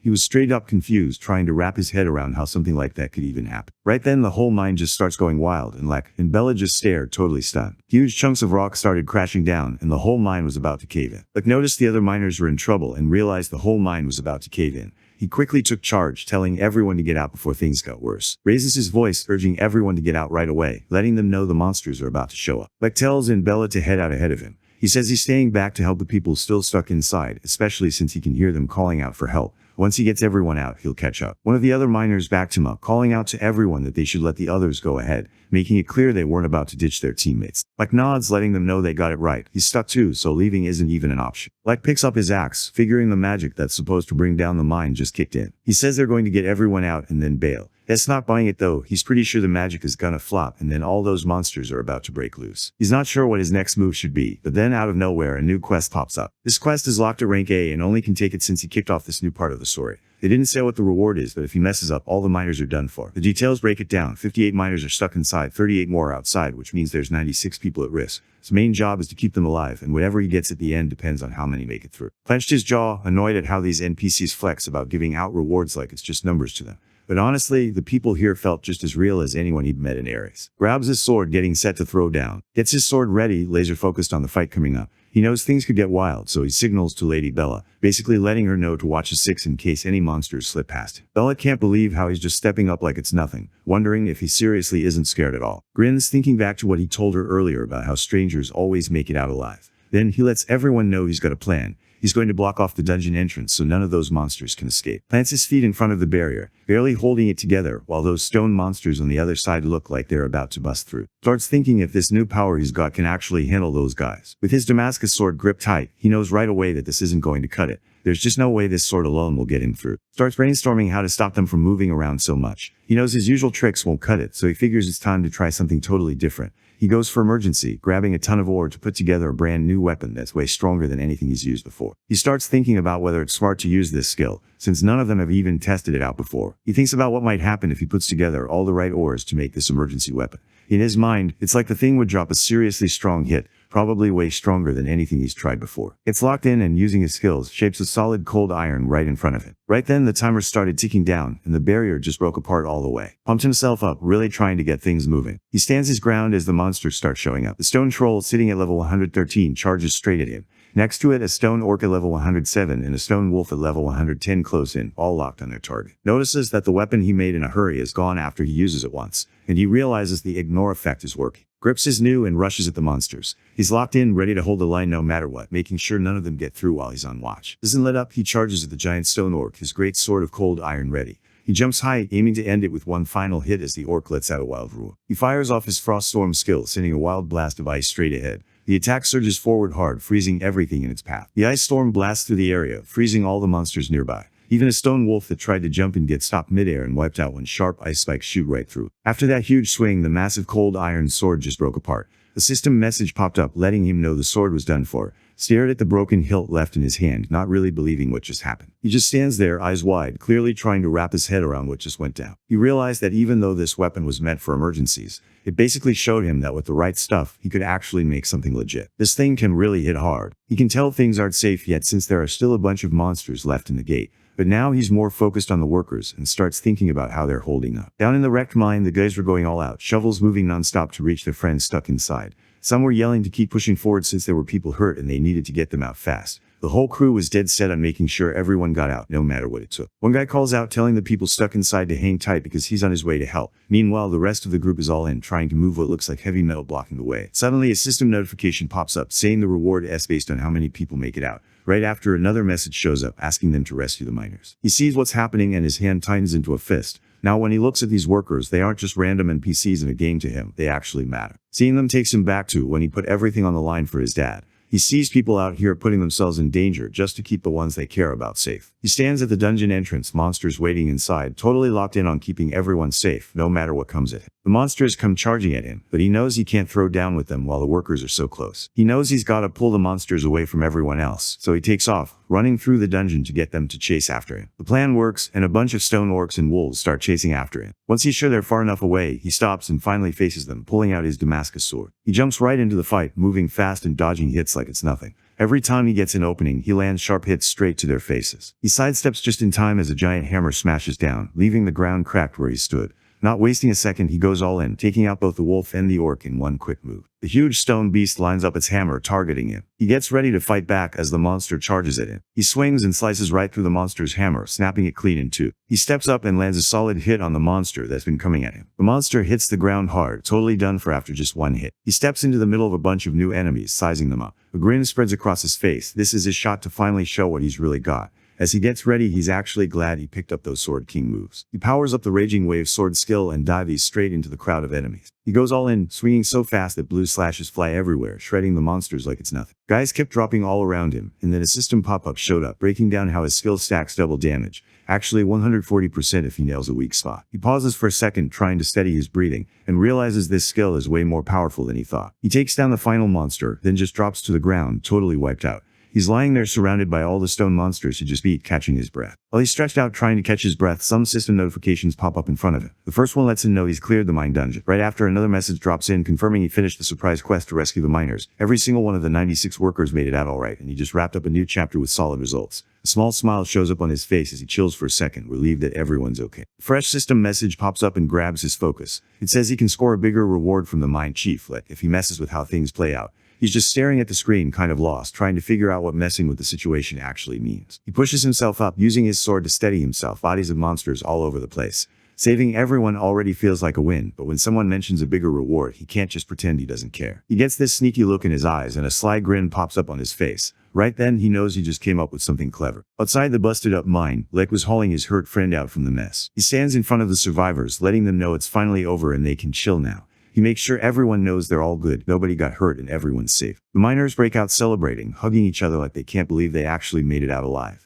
Everyone's just relieved, you can see it on their faces. One of the guys even admits he honestly thought they were done for. While everyone was hyped and celebrating, Bella was weaving through the crowd, searching for. She kept looking around, but realized he still hadn't come out of the mine. Bella walked up to Lek and let him know, almost in a whisper, that it looked like Mr. had distracted the monsters and went into the dungeon by himself. Lek stared at her, caught off guard, and said name, the blacksmith, as if something just clicked in his mind. He just spins around and yells, getting everyone's attention fast. Then he tells the crew that the blacksmith went solo into the dungeon, pulling the monsters away to keep everyone safe. The workers freeze for a second, not sure what to do next. They start chatting quietly, tossing around theories. One guy's thinking about whether he actually went in solo while someone else connects the dots. Now it makes sense why there weren't any monsters around when everything started falling apart. Lech holds onto his axe, clearly frustrated, and admits he's embarrassed as their leader. He points out they still haven't managed to save everyone in their family yet. He tells every miner who's still on their feet to head into the dungeon with him right away. The guys are totally fired up. They're ready to go and make it clear they're all in. Lech and Bella head into the pitch-black mine, torches lighting the way. With every step, they start yelling his name, hoping he's close enough to hear them. They kept walking around, calling out for it, trying to cover every spot they could think of. Out of nowhere, one of them yells he just noticed something. The worker calls out that he spotted him, motioning over to where he's sitting on the ground, slumped against the cave wall, looking totally wiped out. Everyone rushes over to him, looking pretty tense.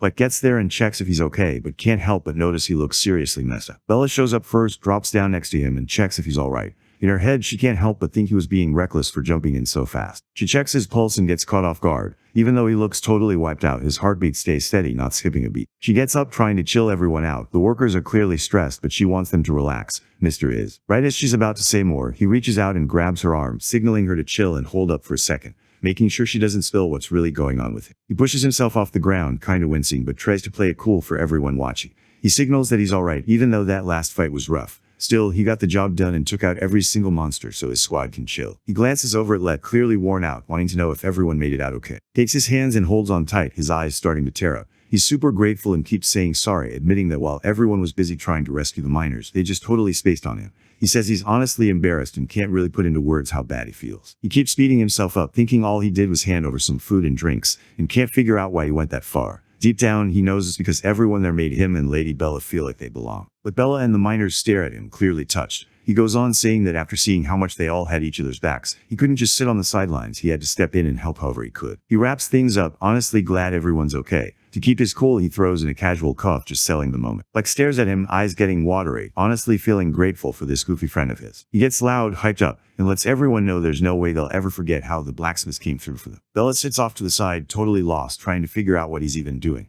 Just a second ago, he seemed completely fine to her, so this sudden switch has her pretty thrown. Lech grabs and helps him get back on his feet. He tells his crew to quit messing around and focus, then tells them to get inside right away. The guys are all in, moving fast to get it done. The system notification popped up in front of him, letting him know that mine chief Lech and all 95 workers would always remember it. After some time with giving him a hand, he just walks along thinking how everything went down exactly how he wanted. His plan to hype things up worked, and he's honestly pretty pleased with himself. Bella watches the whole thing, not fully trusting what she's seeing as Lech steps in to help him walk. He catches her off guard when he turns just a bit and throws her a thumbs up. Lech is totally fired up as he jumps in to help, letting him know to hang tight and promising to hook him up with his absolute best outfit today. Bella stands in the back, absolutely fuming as she watches it all go down. That's when it really hits her. Dude was playing her the entire time, just scamming from the start. He wakes up in a random room, stretches out his arms, and thinks about how he actually got some solid sleep. Out of nowhere, barges in and yells his name, catching him totally off guard. Wants to know how long he's been up. Spins around fast and lets everyone outside know that he's up. Meanwhile, glances around, trying to figure out how long the group's actually been out there. Lech bursts into the room, clearly worried, checking on him to see if he's doing any better. He lets everyone know he's alright, then checks to see if the rest of the group made it through okay. Lech lets him know everyone's okay, and tells him to focus on getting himself together before stressing about anyone else. He suddenly remembers saying he'd be heading out soon since he's always busy with blacksmith stuff.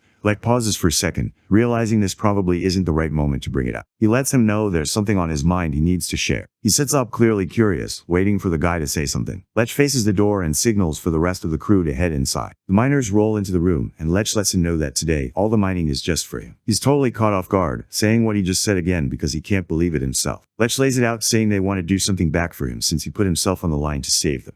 Because of that, they tell him they'll get him the millennial cold iron he's been after. He couldn't believe they'd actually go out of their way for him, but didn't even hesitate. He was all in. He grins, kind of humble about what he did, even though he knows it was just the right thing. Still, he appreciates their thanks. In his head, he figures this is probably all Lech had to say to him anyway. Lex grinned and shot a quick look over his shoulder, letting the guys know it was time to bounce. He pauses, then quietly admits there's actually something else on his mind. Lex figures it's best to let speak for himself. Hands start fidgeting and he can barely get the words out, looking like his nerves just went through the roof. Takes a deep breath, pushes down his nerves and calls out. He stumbles over his words at first, but then switches it up and calls the guy his savior. Tells him he's a miner that out of nowhere bows real deep and asks if he can tag along with him. Right as Say's kneeling, a bunch of system notifications pop up in front of him.